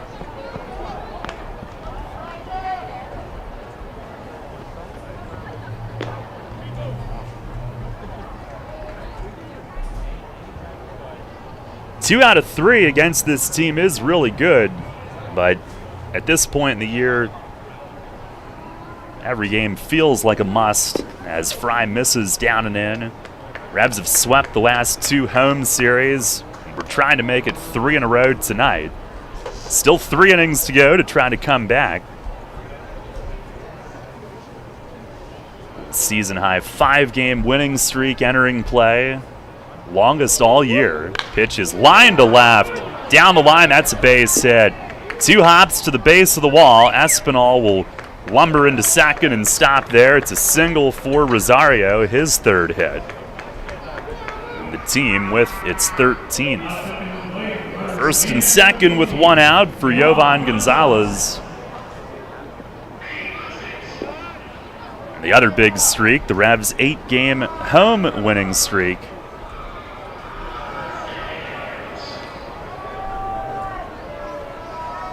Longest since 2015, tied for the 3rd longest in Revs history.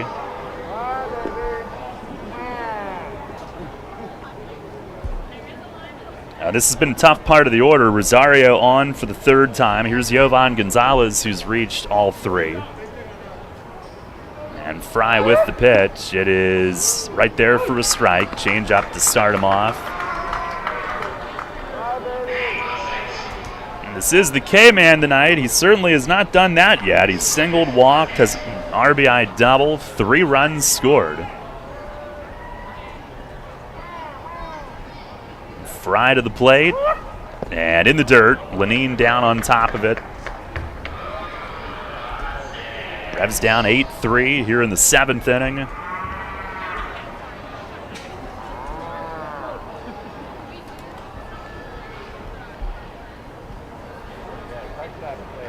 High Point now up 10-1 at Southern Maryland in the 8th. Pitch. And a line drive left center, hit pretty deep. Reynolds on his horse, dives and can't get it. Phenomenal effort, but it's down and back to the wall. One run in, Rosario to third. He tiptoed past third, drawing a throw. He's back on. It's a double for Jovan Gonzalez. He's 3 for 3. And on base all 4 times, and it's now 9-3. They have now put up runs in 4 of the last 5 innings, 9 unanswered. Gonzalez' second RBI double of the night.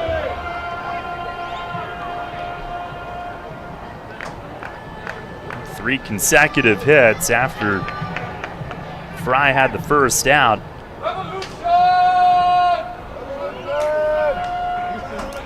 Here is Connor Kopak, who's 0 for 2 with a walk and 2 runs scored. Revs bring the infield halfway. Pitch from Fry, a check swing on a breaking ball. It dribbles along the line at first, and Nelly has to reach over and stab it in foul territory. No such luck to have that one stay fair. Long Island's lead, meanwhile, is 9-2 in the 8th in Lancaster.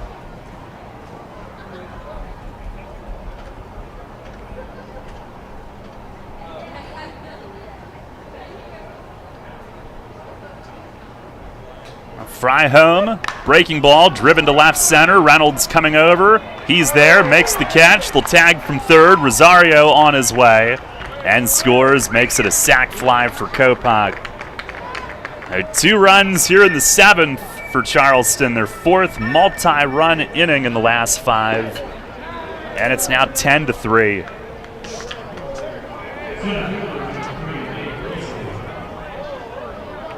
Hard hit, but some top spin down to Mikey. Deep enough, though, to produce the run. Throw came in holding Gonzalez at second. He's there with 2 outs. And here is Nate Easley, who tonight is 1 for 3 with a bunt base hit and a run scored. Pitch from Fry, it's high.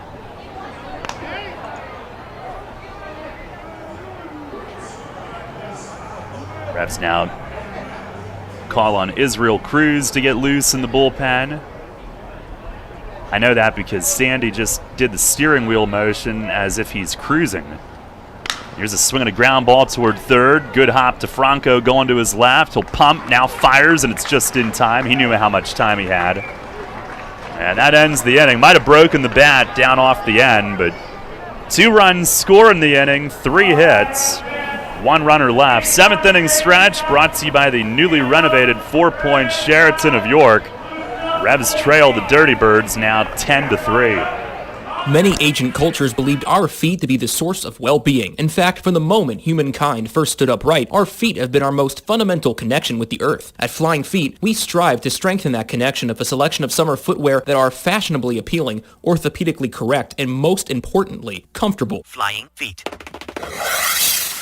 Since we introduced them, OOFOS has been the hottest brand of thongs, slides, and clogs on the market. Lightweight and fashionable, OOFOam technology absorbs 37% more impact than traditional foam footwear materials. Less stress on your feet and joints means OOFOS all-day comfort. Now Flying Feet introduces New Sole. These American-made thongs and slides are soft, lightweight, and super comfortable. Their supportive footbed addresses a variety of foot ailments. New soles are especially good for water fun as they float, are non-porous, and slip-resistant. See all of the men's and women's styles available for your summer fun at Flying Feet. Flying Feet. Flying Feet Sports Shoes, the sportswear specialty store without specialty prices. 1511 Mount Rose Avenue behind Domino's Pizza, just off exit 18 of I-83. Sports injury? Walk into WellSpan Urgent Orthopedics for immediate care. No appointment is ever needed. Our orthopedic and sports medicine specialists are here to treat you. Visit wellspan.org/urgent orthopedics today for hours at our York and Hanover locations. Listen live and on demand with the new WOYK app and online at 989WOYK.com.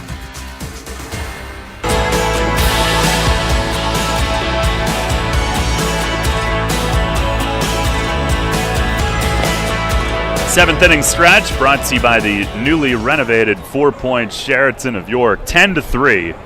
Charleston leads it. Right-hander Eliardo Cabrera, the new pitcher.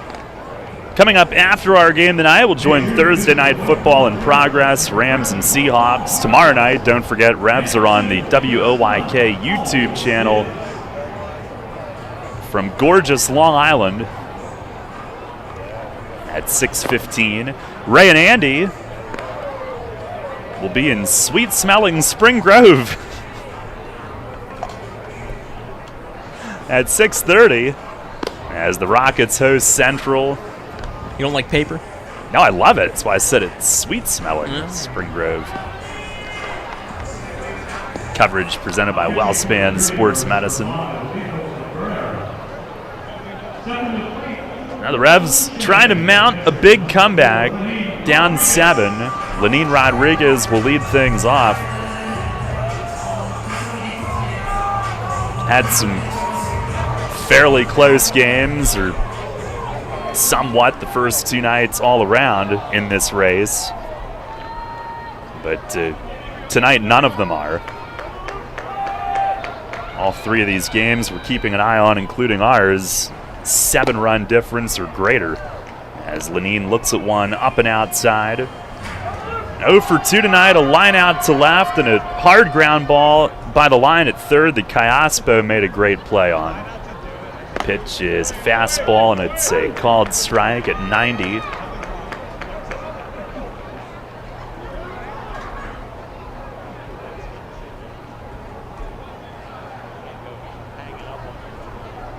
On the 1-1, and a swing and a foul tip back to the net. Top of the order, James Harris on deck.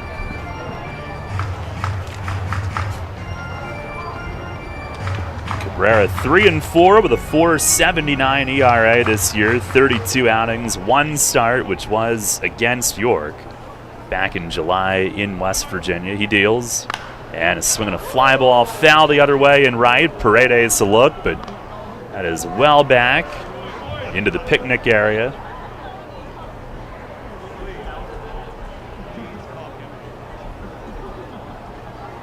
Cabrera, pretty decent year. Opponents hitting just 225. Walks are a little high.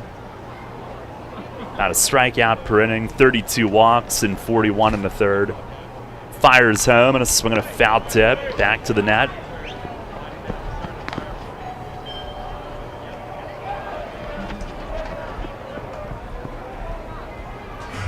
His start against York July 6th went just 2 innings, walked 4.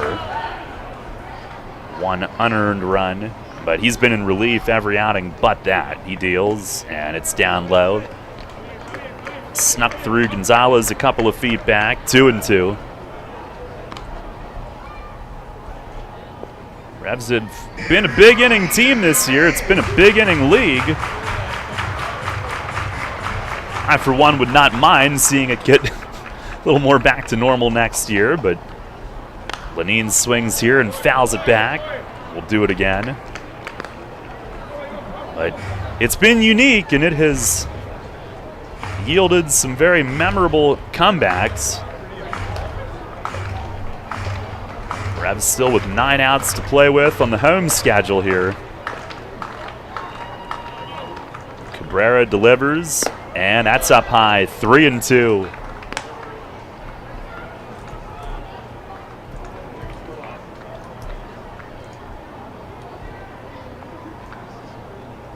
Cabrera, 25-year-old from Venezuela, 5'11" right-hander.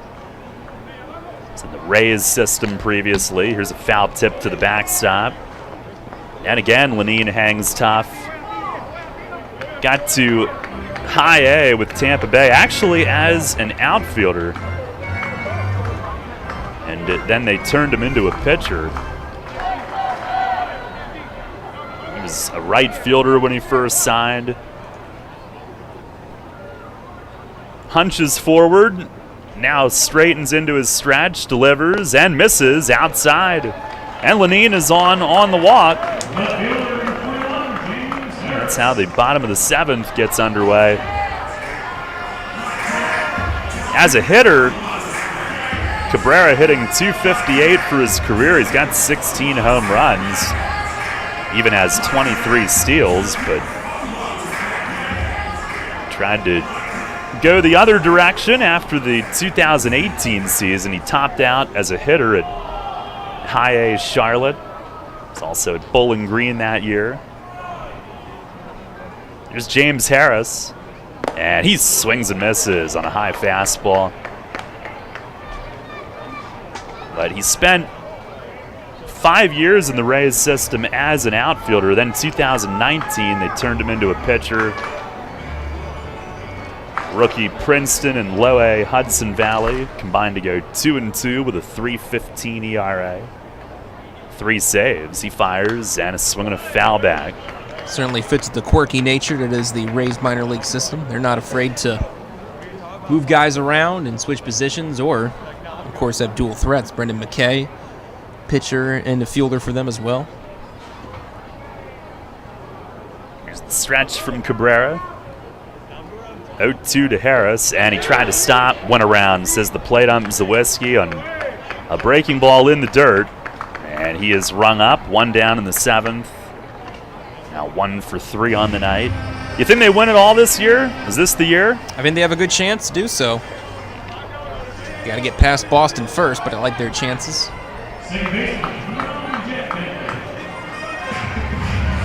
Here's Jack Kenley, who's 1 for 2, 2-run homer back in the first. Hit by a pitch last time. Now, Cabrera got some more work as a pitcher in the Venezuelan Winter League last offseason. He fires, misses inside. 17 more outings. Did not bad, 2-2 with a .443.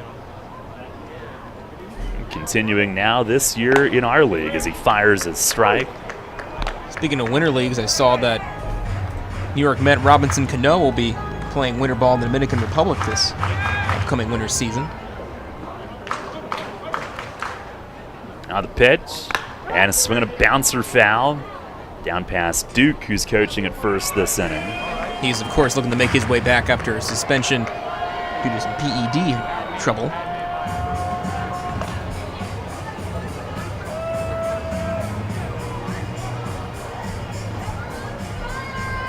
I bet a lot of the guys on the field tonight know him on both teams.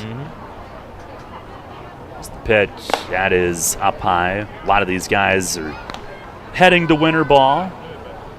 Well, several of them. I don't know what the percentage is, but lots of guys have booked some plans. 2-2, and this one's fouled back to the net. May not be as high as 2020's total, as really winter leagues and probably the only show around for the most part outside of some pop-ups here in the States.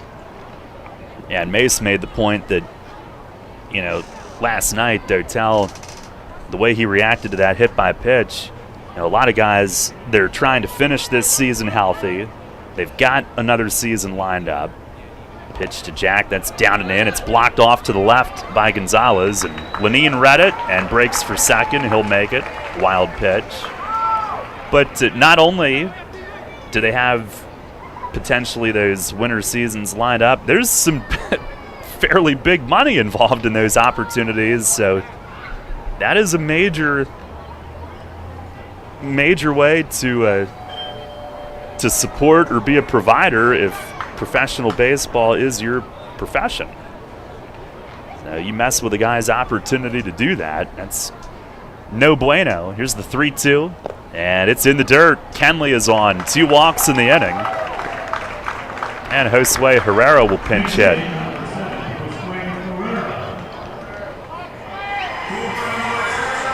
Malky went 1 for 3 with a first inning home run in this spot in the order tonight. And you just never know. I mean, who knows what the future holds? Is tonight going to be a final home game for some fan favorites? You never know. You never do know. I hope not.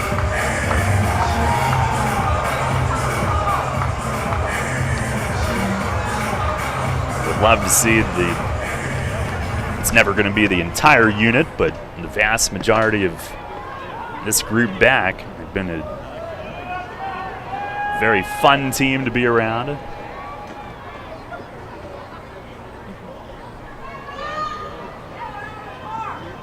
Even if the Revs do get in, there is not much time left. Here is Herrera, first pitch fastball, that is over for a strike. Hitting .258, 9 home runs, 40 RBIs. As a pinch hitter, 4 for 12, a couple doubles. Pitch to him, he breaks his bat, loops it to shallow right. Kelly ranging back from second, and he's got it. And that'll be the end of that piece of lumber for Herrera. 2 down here in the 7th. Nelly Rodriguez to the plate.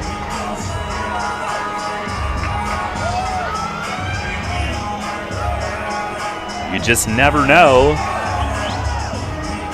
Might this be his final plate appearance here? Certainly the season he's had, you hope that he gets some looks for bigger things going forward. You also hope that the team is back here on Tuesday night, but no guarantee.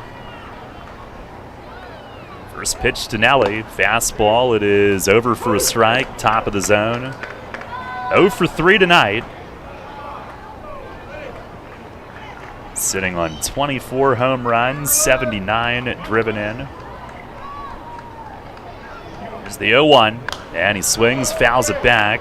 Revs trailing 10-3 here in the 7th tonight.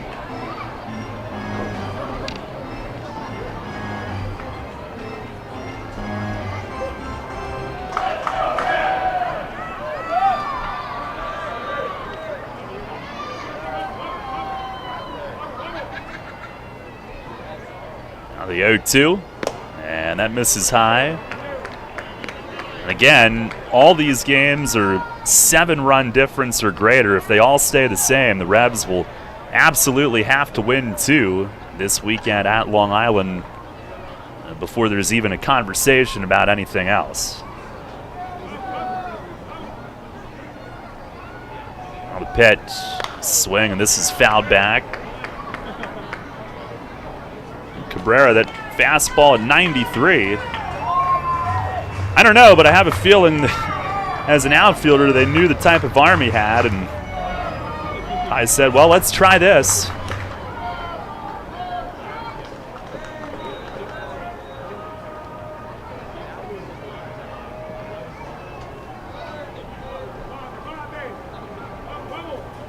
Oh, the 1-2 again. Fastball, it's a called third strike.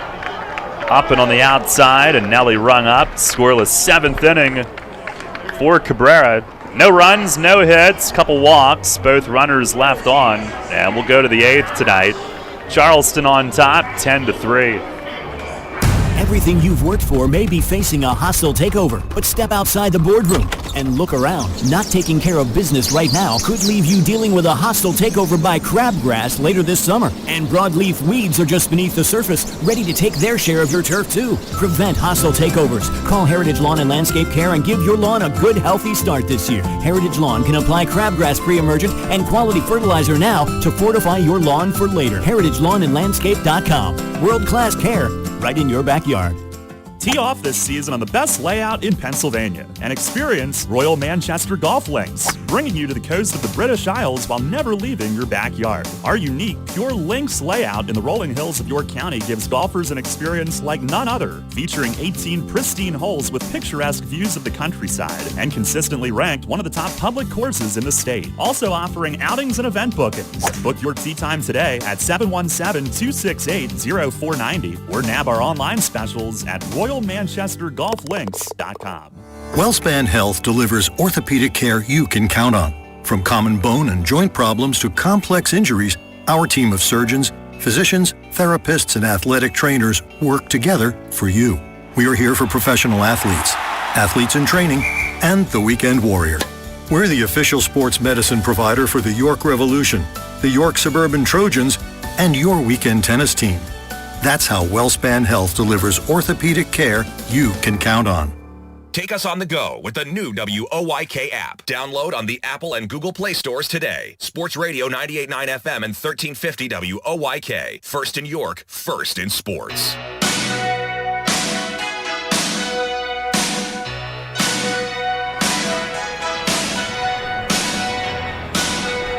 Head of the 8th, Revs trail 10-3. Israel Cruz takes over. Pitching change brought to you by Maple Donuts. Revs baseball brought to you in part by Wolf's Bus Lines, Penn State York, Highmark Health, Sheets, Fast Signs, Penn State Hershey Children's Hospital, Performance Food Service, and Encompass Health.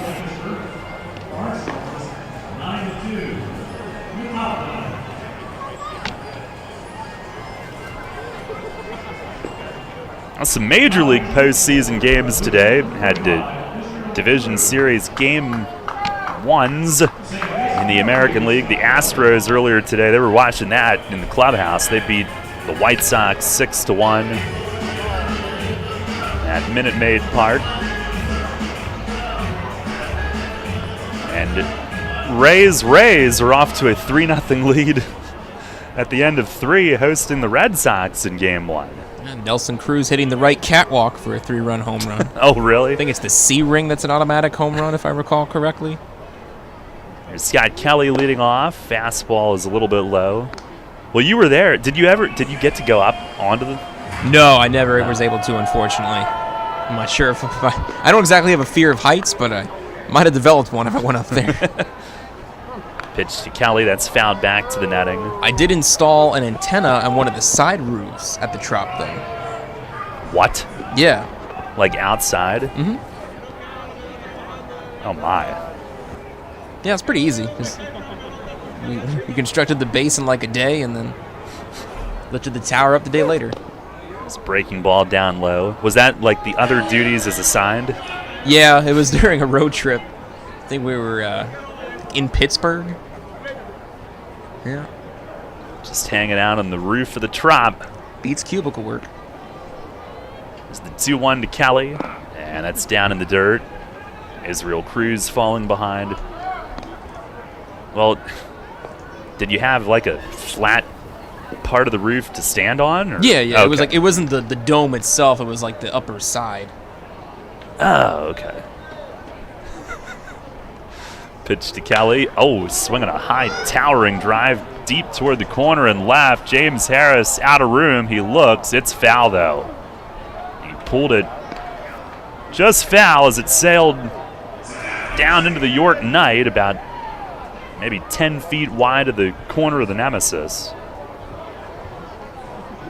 There are some cool YouTube videos, and other than our channel, I hate YouTube, but there are some cool videos of like how to get up to the catwalks there.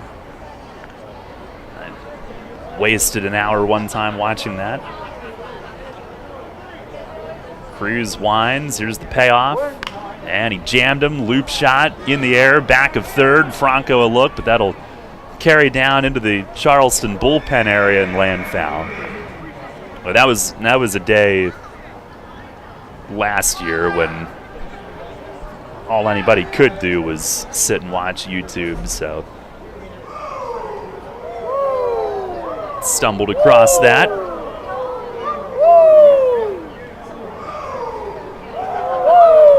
Woo! Cruz with the payoff, and is swinging a pop-up foul, backing out of play. Let's get one more for good measure, huh? I know.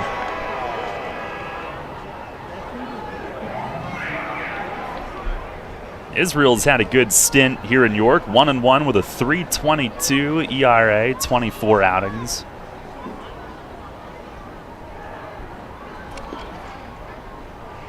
Now fires, and a ground ball to third base, right to Franco, couple hops, he'll pump, fires it across, and there's one away.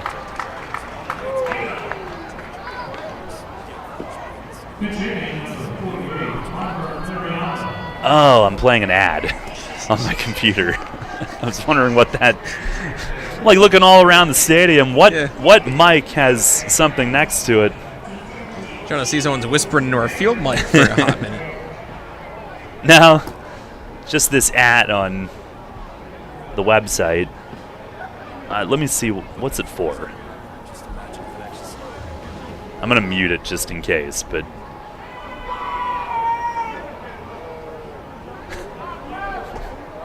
Is it a car ad? Is it raining cats and dogs?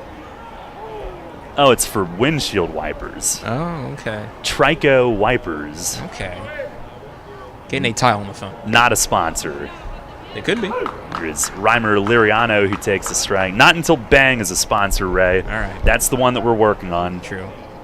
Yeah, Nate. It's Nate Tile's birthday anyway. Don't want to have to work on his birthday. That's right. He's earned this day. Pitch is over for a strike. Fastball. Liriano hitting .293. He pinch hits. Former big leaguer. 9 home runs for the Dirty Birds this year. There's the 0-2, and that's a splitter, spiked it. Bounces on past to the backstop.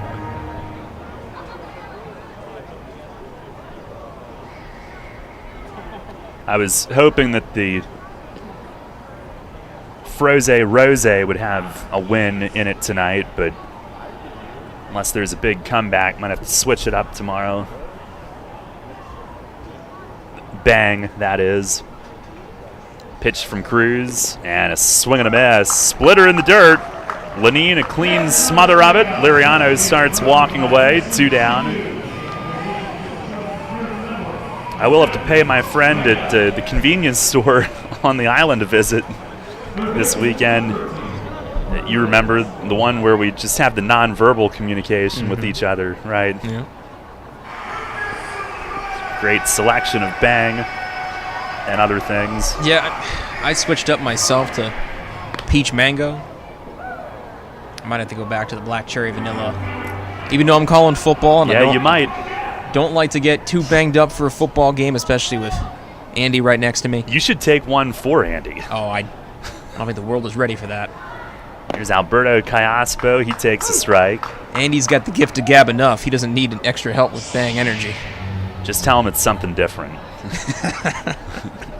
Tell him it's a soda. Here's the 0-1. That misses high. Right, a soda. Callaspo 2 for 4 with a double tonight. Here's the 1-1. That is a fastball strike on the outer edge. He's had a phenomenal night with the glove at third base as well. 2 up, 2 down for Cruz in the 8th. He fires, and a splitter down in the dirt, 2-2. Revs down 10-3 here in the 8th inning.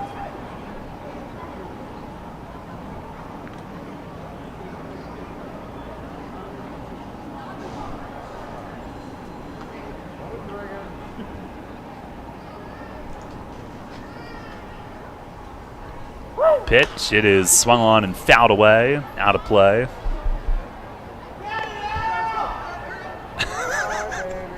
What? You want to share that on the air or not? I mean, the Rockers game just went final, and I think their social media might have jumped the gun. Well, yeah. There's a breaking ball low and in, full count. The tweet reads, "Final, we take the series finale, and we've clinched the wild card." Technically speaking, that's true. Right. They now will clinch at least the second most wins in the Atlantic League this year. So should Long Island hold on, they will get the wild card by default. But Charleston can still clinch the division. There's a ground ball to first base. Nelly with it, and he'll take it to the bag himself. So yeah, they've clinched the wild. They just need there to be a wild card. Exactly. Meanwhile, for Cruz, it's a 1-2-3 8th inning. We'll go to the bottom half of the 8th here tonight at the bank. It's still the Dirty Birds 10, the Revs 3. About a lawn covered of dead leaves and debris. Harvey's Rental has everything you need to keep your lawn pristine this fall. From aerators, overseeders, and thatchers to chippers, stump grinders, chainsaws, and hedge trimmers. Harvey's Rental has it all. Don't forget to check out their full line of steel products. Visit Harvey's Rental at 1409 South George Street in York or online at harveysrental.com. When you work with an independent insurance agent, you put the power of choice to work for you. Independent agents know several companies and their coverages, which means more options. And because companies like Donegal Insurance Group use the independent agent system, you not only get quality insurance, you also save money. The independent insurance agent system. Discover the power of choice. Contact Kochman Kunkel Insurance at 717-854-0300 or stop in at 3217 East Market Street, York. Locally owned and operated by Pam and Rudy Kochman. Kochman Kunkel Insurance. Did you know that York County has a new brand? A brand built on the maker's spirit that drives our economy. York County stretching west from the Susquehanna, downtown through the city of York, and over to the borough of Hanover, preserves 3 centuries of life in South Central PA. From farms to factories, motorcycles to snack foods, art to history, we make it all in York County. Learn more today at haveitmadehere.com. You're on York's home for Sixers basketball. Sports Radio 98.9 FM and 1350 WOYK. First in York, first in sports.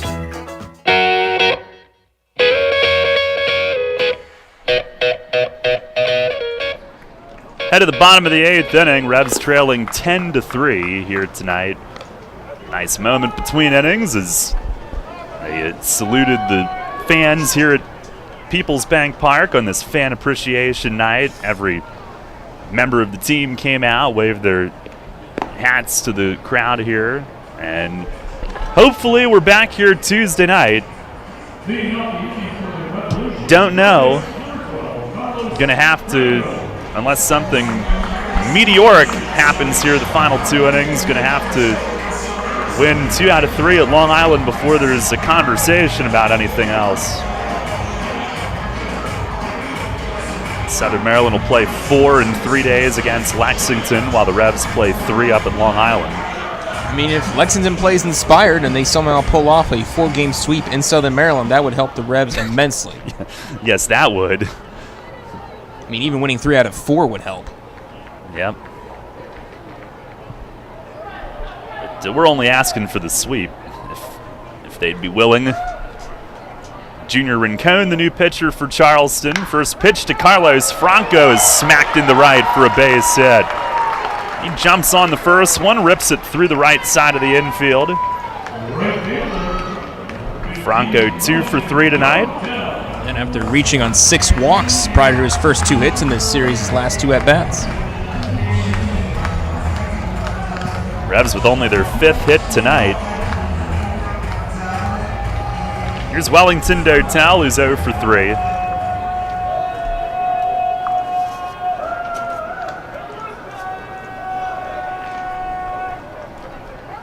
(10-3) Charleston. Rincon, who started the year in Lancaster, was used a ton early on as Dotel swings and taps a foul at the plate. Might have been overused early in the year. Was 0-2 with Lancaster with a 7.67 ERA. Even made a start. With Charleston, a little bit different story. 6-0 with a 2.67 ERA. He fires and a swing and a miss. Splitter down. So has 3 saves for Charleston. Opponents with Rincon pitching for the Birds have only hit 182 against him. So he's done a 180 since switching teams.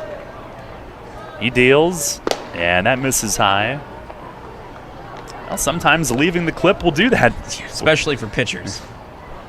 I mean, it can boost our moods when we leave there after a series. Well, I know the Revs' moods were boosted whenever they saw Rincon take the mound against them. Fastball, it's a called 3rd strike. Wow, 95 on the inside corner. Did he quick pitch him a little bit? Dotel's looking out at him as he walks away. Felt like Wellington might not have been ready for it. He's staring back at him. They were teammates in York back in 2018.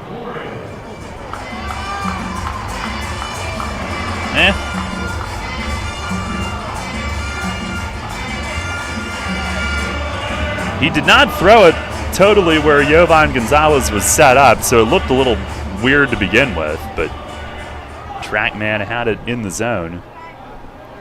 Here's Gregorio. He swings and fouls the first one off the net. Right down to Mikey Reynolds. He catches it off the screen. Mikey on deck. Revs with Victor Capion up for the 9th inning.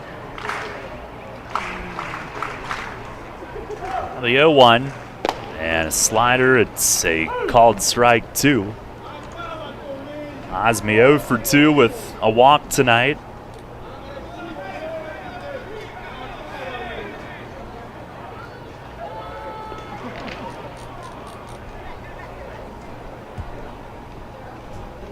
Pitch and a swing and a miss. Hard, tight breaking ball from Rincon. 2 outs here in the 8th. This date in York baseball history brought to you by the York County History Center with more than 90,000 artifacts highlighting nearly 300 years. Visit online at yorkhistorycenter.org. And we're in a little bit of a no man's land period as far as the dates. This is obviously the latest the Revs have ever played. Here's Mikey Reynolds. He lays off down and away. The weather's been extremely cooperative, however.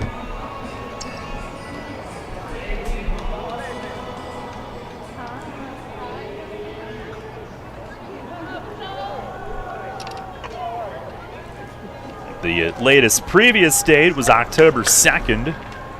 Pitch to Mikey is swinging a foul tip into the mid, and it was on that date that the Revs won the championships both in 2010 and 11.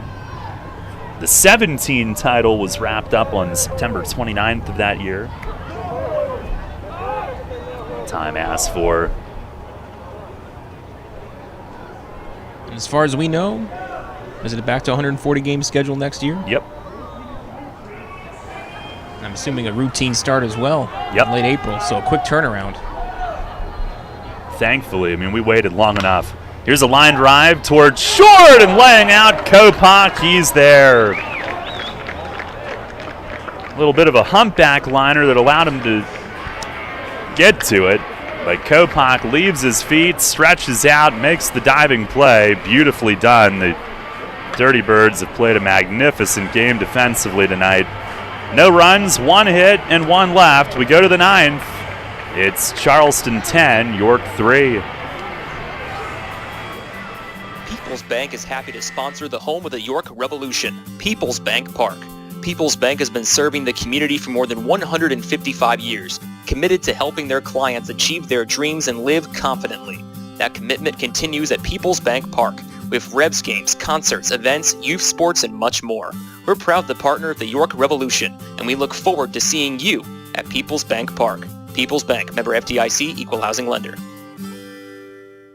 Shipley Energy is more than just an energy company. We're your friends, family, and neighbors, and have been serving the community for over 90 years. Whether you need energy for your home or for your business, we've got you covered. We can help keep you comfortable with all your heating needs, from heating oil to propane, electricity to natural gas. And if something breaks, like your air conditioning or furnace, we have a team of HVAC experts ready to fix it so you can stay comfortable all year long. To learn more, visit ShipleyEnergy.com or call 855-5-SHIPLEY. Need an excavating contractor for your upcoming project? Get it done locally and get it done right with Barnes & Barnes Incorporated Excavating. Locally owned and in business since 2005, Barnes & Barnes Incorporated Excavating is a small excavating and landscaping business, offering demolition, excavating, landscaping, foundations, concrete, sewer and water hookups, lot clearing, welding, fabrication, and more. Located in Windsor at 30 North Blacksmith Avenue, Barnes & Barnes will get the job done right. Call Scott to schedule your project at 717-515-3495. That's 515-3495. Or email him at barnesbarnesscottinc@gmail.com. That's barnesbarnesscottinc@gmail.com.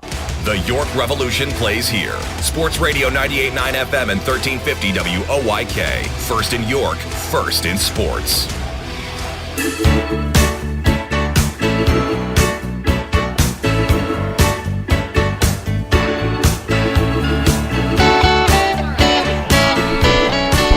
Head of the 9th inning.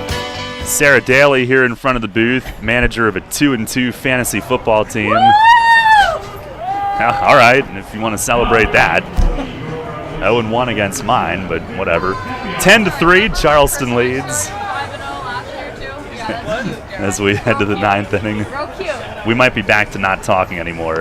Yep, we are. All right, took care of that.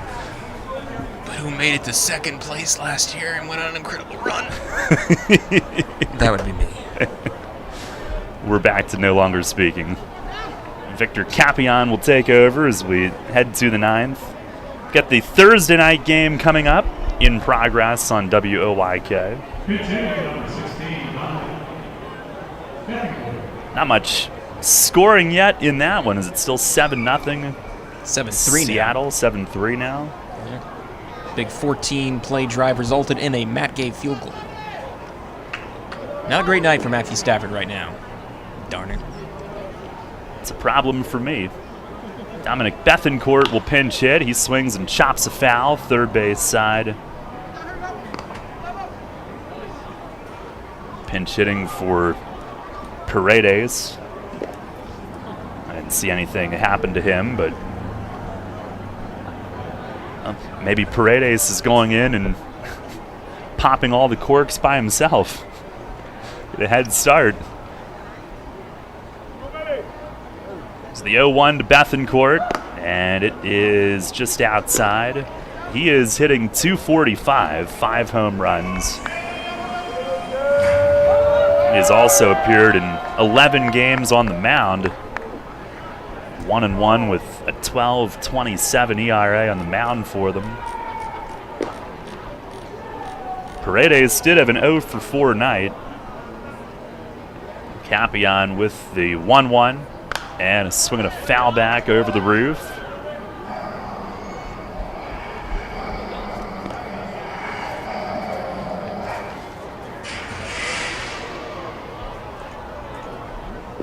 Vic 3-3 with a 6.69 ERA for the Revs, 35 outings.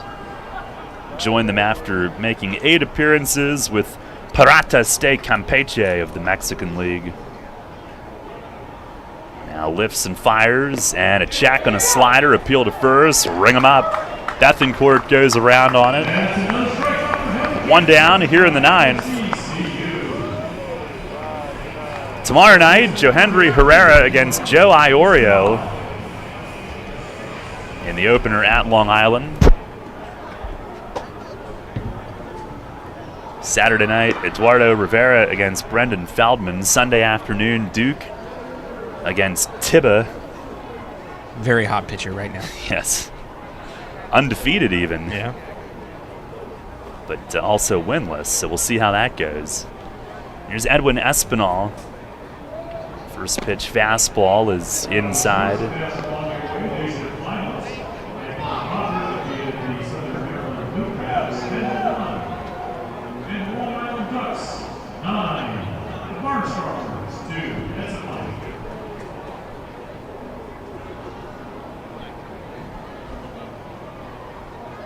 Now Vic, the 1-0. Slider poked on the ground right side. Long run, Kenley out into shallow right. Got there and floats the throw to first. Now Espinal does not run well, and the Revs had to make a decision there. Basically, Nelly had to decide, can Kenley get to it on that tweener? And should I go back to the bag? And they made the right decision. Kenley, ranging way out into shallow right, did get to it. And there's 2 down here in the 9th. Nicely done there. Here is Olmo Rosario, who's 3 for 4 tonight. Couple runs. Now the beverages on ice in the visiting clubhouse. Vic with the pitch. Fastball, it's down low. Hopefully the plastic's up.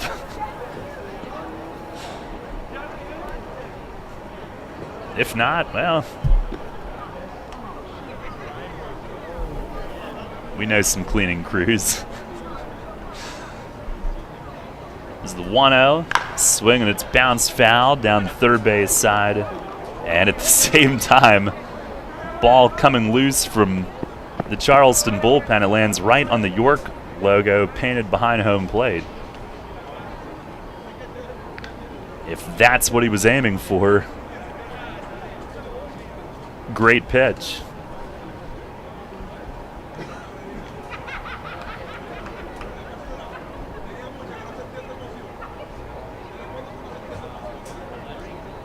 Now Cap deals. Swing, and this one's golfed on a line drive to left. Harris back. It sails off the PA lottery sign. He'll play the carom and toss into the infield. A single for Rosario, who's 4 for 5. Hits in each of his last 4 trips to the plate. I'll give him 50 hits on the year even now.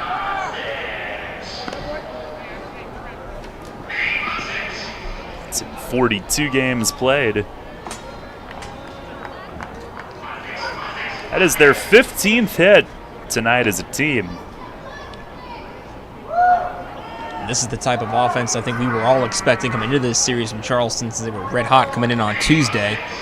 But the Revs, to their credit, were able to stifle the Dirty Birds the past 2 nights before this evening. Yeah. These are all important. You want to win them all, but 2 out of 3 against this team is not bad. Here's Jovan Gonzalez. First pitch over for a strike. Just means you're going to have lots of work to do this weekend. Yeah, a sweep would have meant just 1 win needed against Long Island. Now you're going to need at least 2 to end some help. Yeah, a win tonight would have meant no more help needed, but now we'll still need that. We'll need Southern Maryland to lose at least 1. Here's a swing and a miss. High fastball, 0-2. And even though Lexington's not exactly playing inspired baseball in the second half, they're still a dangerous offensive team. Courtney Hawkins had 18 home runs in September. He was the player of the month.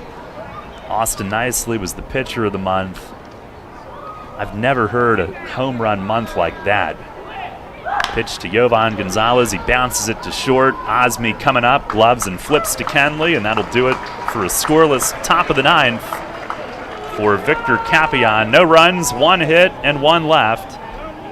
And last chance for the Revs on the regular season home schedule tonight. Bottom of the 9th, it's 10-3 Charleston.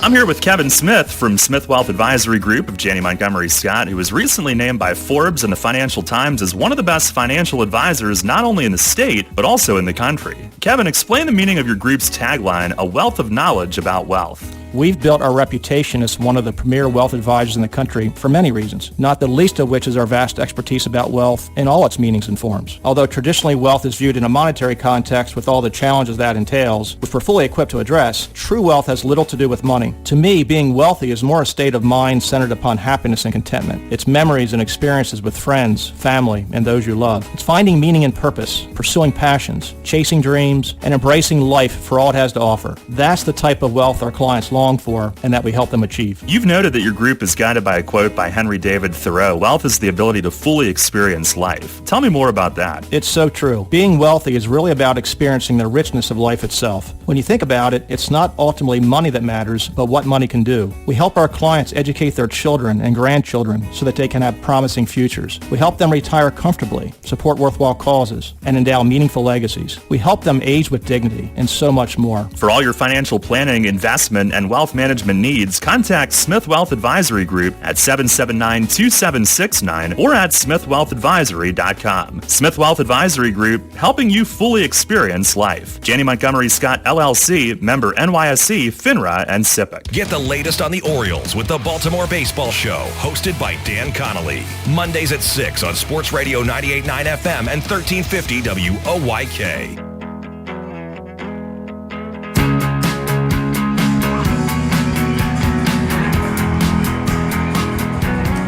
Last of the 9th, and Charleston closer Mike Broadway is in the game. They are looking to pop the corks with 3 more outs. Broadway 3-2 with a 2.41 ERA in 37 outings, 14 saves. Also had 11 outings in Mexico earlier this year with Yucatan. Lenin Rodriguez will lead things off. A Opponents have hit just .219 off Broadway in the Atlantic League. And big righty fires. It is a first pitch slider for a strike to Lenine. He's 0 for 2 with a walk. We mentioned a lot of former Somerset Patriots on this Charleston team. Mark Minikazi played there. Mike Broadway pitched there. Jovan Gonzalez behind the plate was a longtime catcher there. He sets up. Here's the 0-1. And a ground ball skidding to first. Hit sharply, but Espinal's got it. And he'll tiptoe over to the bag. 1 down. Charleston coming in tonight with the chance to clinch. The Rebs certainly outplayed them the first 2 nights. Charleston's played a great game in all aspects tonight. Yeah, and even though they lost to the Rebs in the first 2 games, they were helped out in their own division by Southern Maryland, no less, as they were able to take the first 2 against High Point. But even if the Rockers, or with the Rockers, I should say, winning their series finale of the Blue Crabs tonight, Dirty Birds are in position to take the second half title. Here is James Harris at the top. 1 for 3, walk, run scored. 10-3 Charleston. First pitch to Harris. It is over at the knees. Fastball at 93 for a strike. Broadway's got heavy stuff. He's 6'5", a little funky on the delivery. Tough to pick it up. Here's the 0-1, and that is in tight on Harris's fists.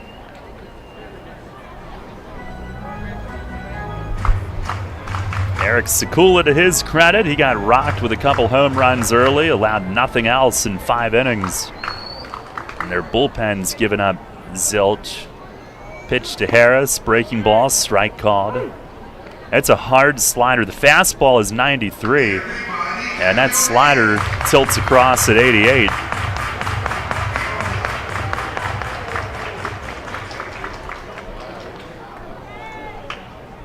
Sets, delivers, and it is low, 2-2.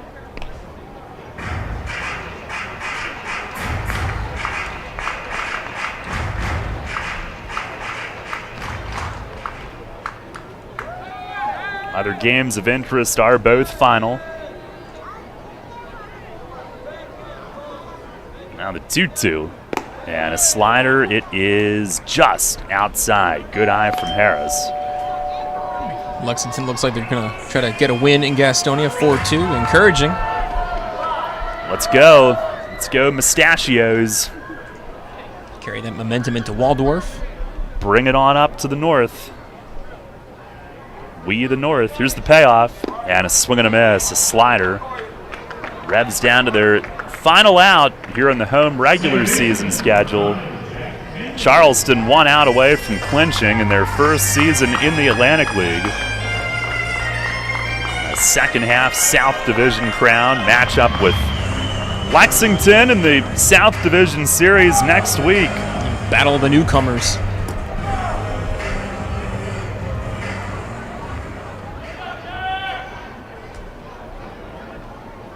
We were all nice when we welcomed him to the league for the first time, too. Here's Jack Kenley. He swings and flies the first one toward the corner and left. This is hit deep, but it sails foul down into the corner. Gave that a ride. Strike 1.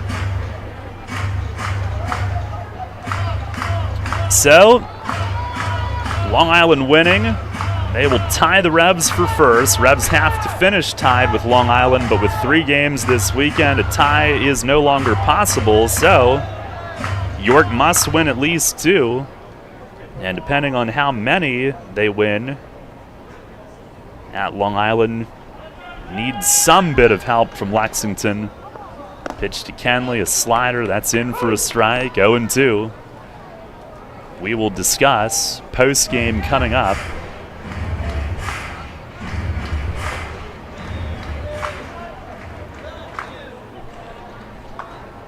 Broadway ready. Charleston trying to clinch on this pitch, and Kenley swings and fouls it back. And again, what a turnaround for them. 22-38 in the first half. They're about to clinch with a 36-21 second half mark. Kenley trying to keep it alive. Pitch to him. He swings and he flies this one deep and left again, but this one a bit further foul. Out over Breakers Brewhouse and out toward Arch Street. And Charleston did not start the second half particularly hot. Really, Gastonia was a really hot team at one point, and then that didn't go that way.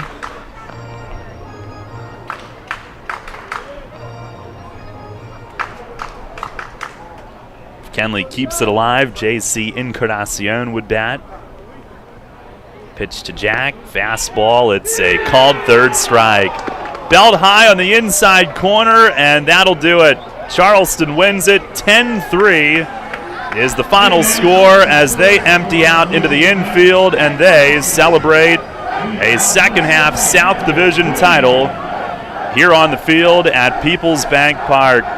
The Charleston Dirty Birds, they've been named that way for about a week now, little over a week,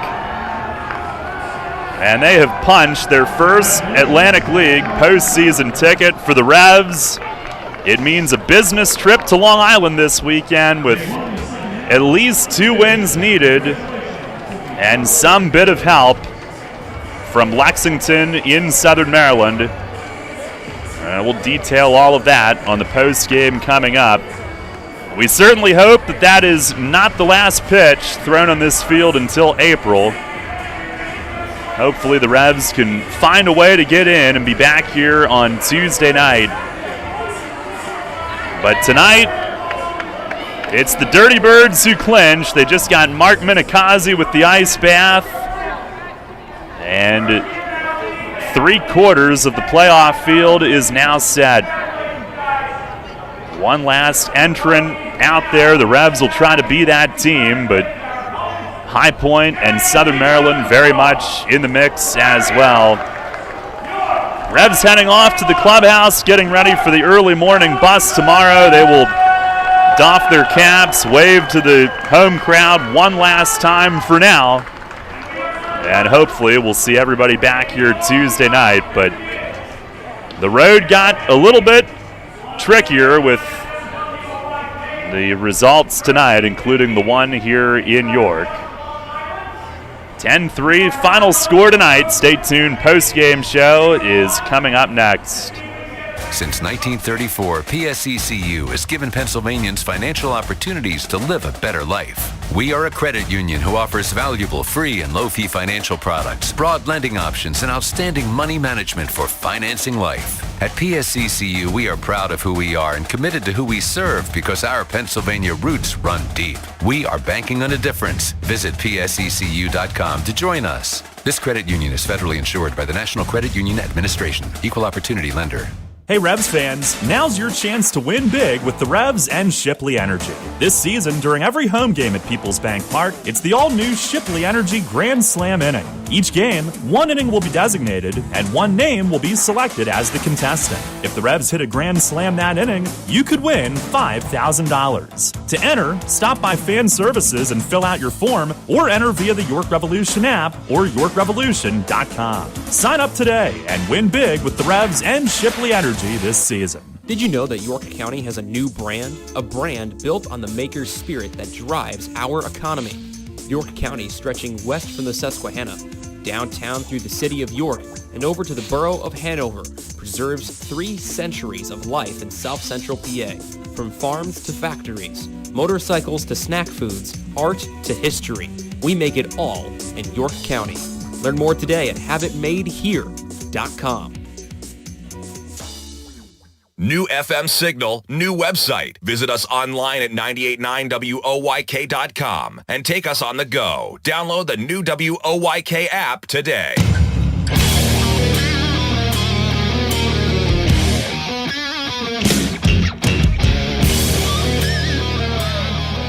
Final tonight, Charleston wins it 10-3. The Dirty Birds are in. They've had their new moniker for 9 days.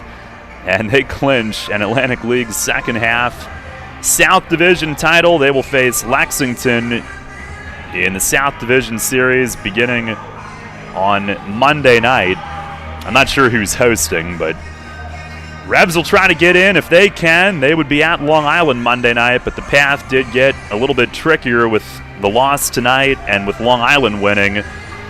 So here's the deal. The Revs have to go to Long Island and win at least 2 out of 3, and they will go up there with a half-game lead still over Southern Maryland, who loses tonight. Blue Crabs are playing 4, but the Revs cannot finish tied with Southern Maryland, so if they win 2, Southern Maryland, if York goes 2 out of 3 at Long Island, Southern Maryland would have to lose 2 out of 4 at home to Lexington. They can do no better than a split for the Revs to get in. If York wins all 3, then they would need Southern Maryland to lose once.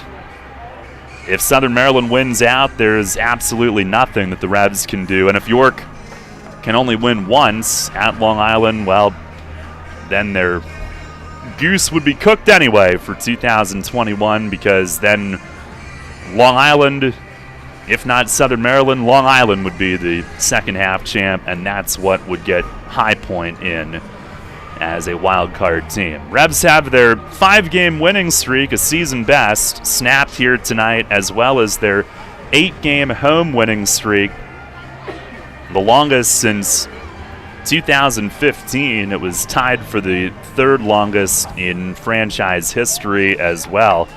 And a thing of beauty, it got them into this position. It gives the final weekend meaning and a whole lot to play for, but things again have to break exactly right. Revs still have a very good chance, but quite frankly, so do the other two. I don't know. I mean, it might be like a 33% chance for each team at this point. It might be an even 3-way split with the scenarios that could play out and what has to happen. I don't know how you handicap that, but Revs fall to 29-28 in the second half. Overall, 55-62. Charleston improves to 36-21, and they are celebrating downstairs in the visiting clubhouse as we speak. Overall, the Dirty Birds now 58-59. Now we recap things tonight. Revs coming in on these long winning streaks and going for another sweep here at PeoplesBank Park. They had swept the last 2 home series, going for a 3rd one, and got off to a great start after Austin Nicely went 1-2-3 in the first inning. Bottom of the first, James Harris drew a leadoff walk, and then Jack Kenley cracked a 2-run homer to right field for a quick 2-0 lead. Malky Mesa followed with a home run to left center, going back-to-back, and 3 batters into the night. The Revs were off to a 3-0 lead already, but they did not score again. And Eric Sekula walked 2 others in the inning, but stranded those 2. And his final out in the first inning began a stretch on which he retired 10 in a row. He hung in to finish 5 innings in the start tonight. And meanwhile, on the other side, it was not Austin Nicely's best start. He faced the minimum through 2 innings, but in the 3rd inning, as some defensive woes contributed to it, Charleston rallied for 3, tied the game, had a Jovan Gonzalez leadoff single, then a walk to Connor Kopak, and then a big play where Nate Easley bunted. It was a very good bunt, a bunt single, but on the play, Lenin Rodriguez came out, picked it up, and threw it away, airmailing first base down into the Revs bullpen. 2 runs scored on it, made it 3-2, and Easley was at third base with nobody out. Then with 1 out, Teodoro Martinez brought him in on a base hit, tied the game. And meanwhile, while Sekula was cruising, Charleston took the lead and took it to stay, as it turned out, scoring twice in the 4th inning, another run scoring on an error, and then an RBI single from Scott Kelly. That made it 5-3. And nicely bouncing back with a scoreless 5th inning, but in the 6th, he was chased after Olmo Rosario singled. Jovan Gonzalez RBI double to right, made it 6-3. And Isaac Sanchez came in, got the first 2 outs, but then a walk to Scott Kelly kept the inning alive, and Teodoro Martinez finishing a 3 RBI night for himself with a 2-run double off the nemesis in left. That made it 8-3.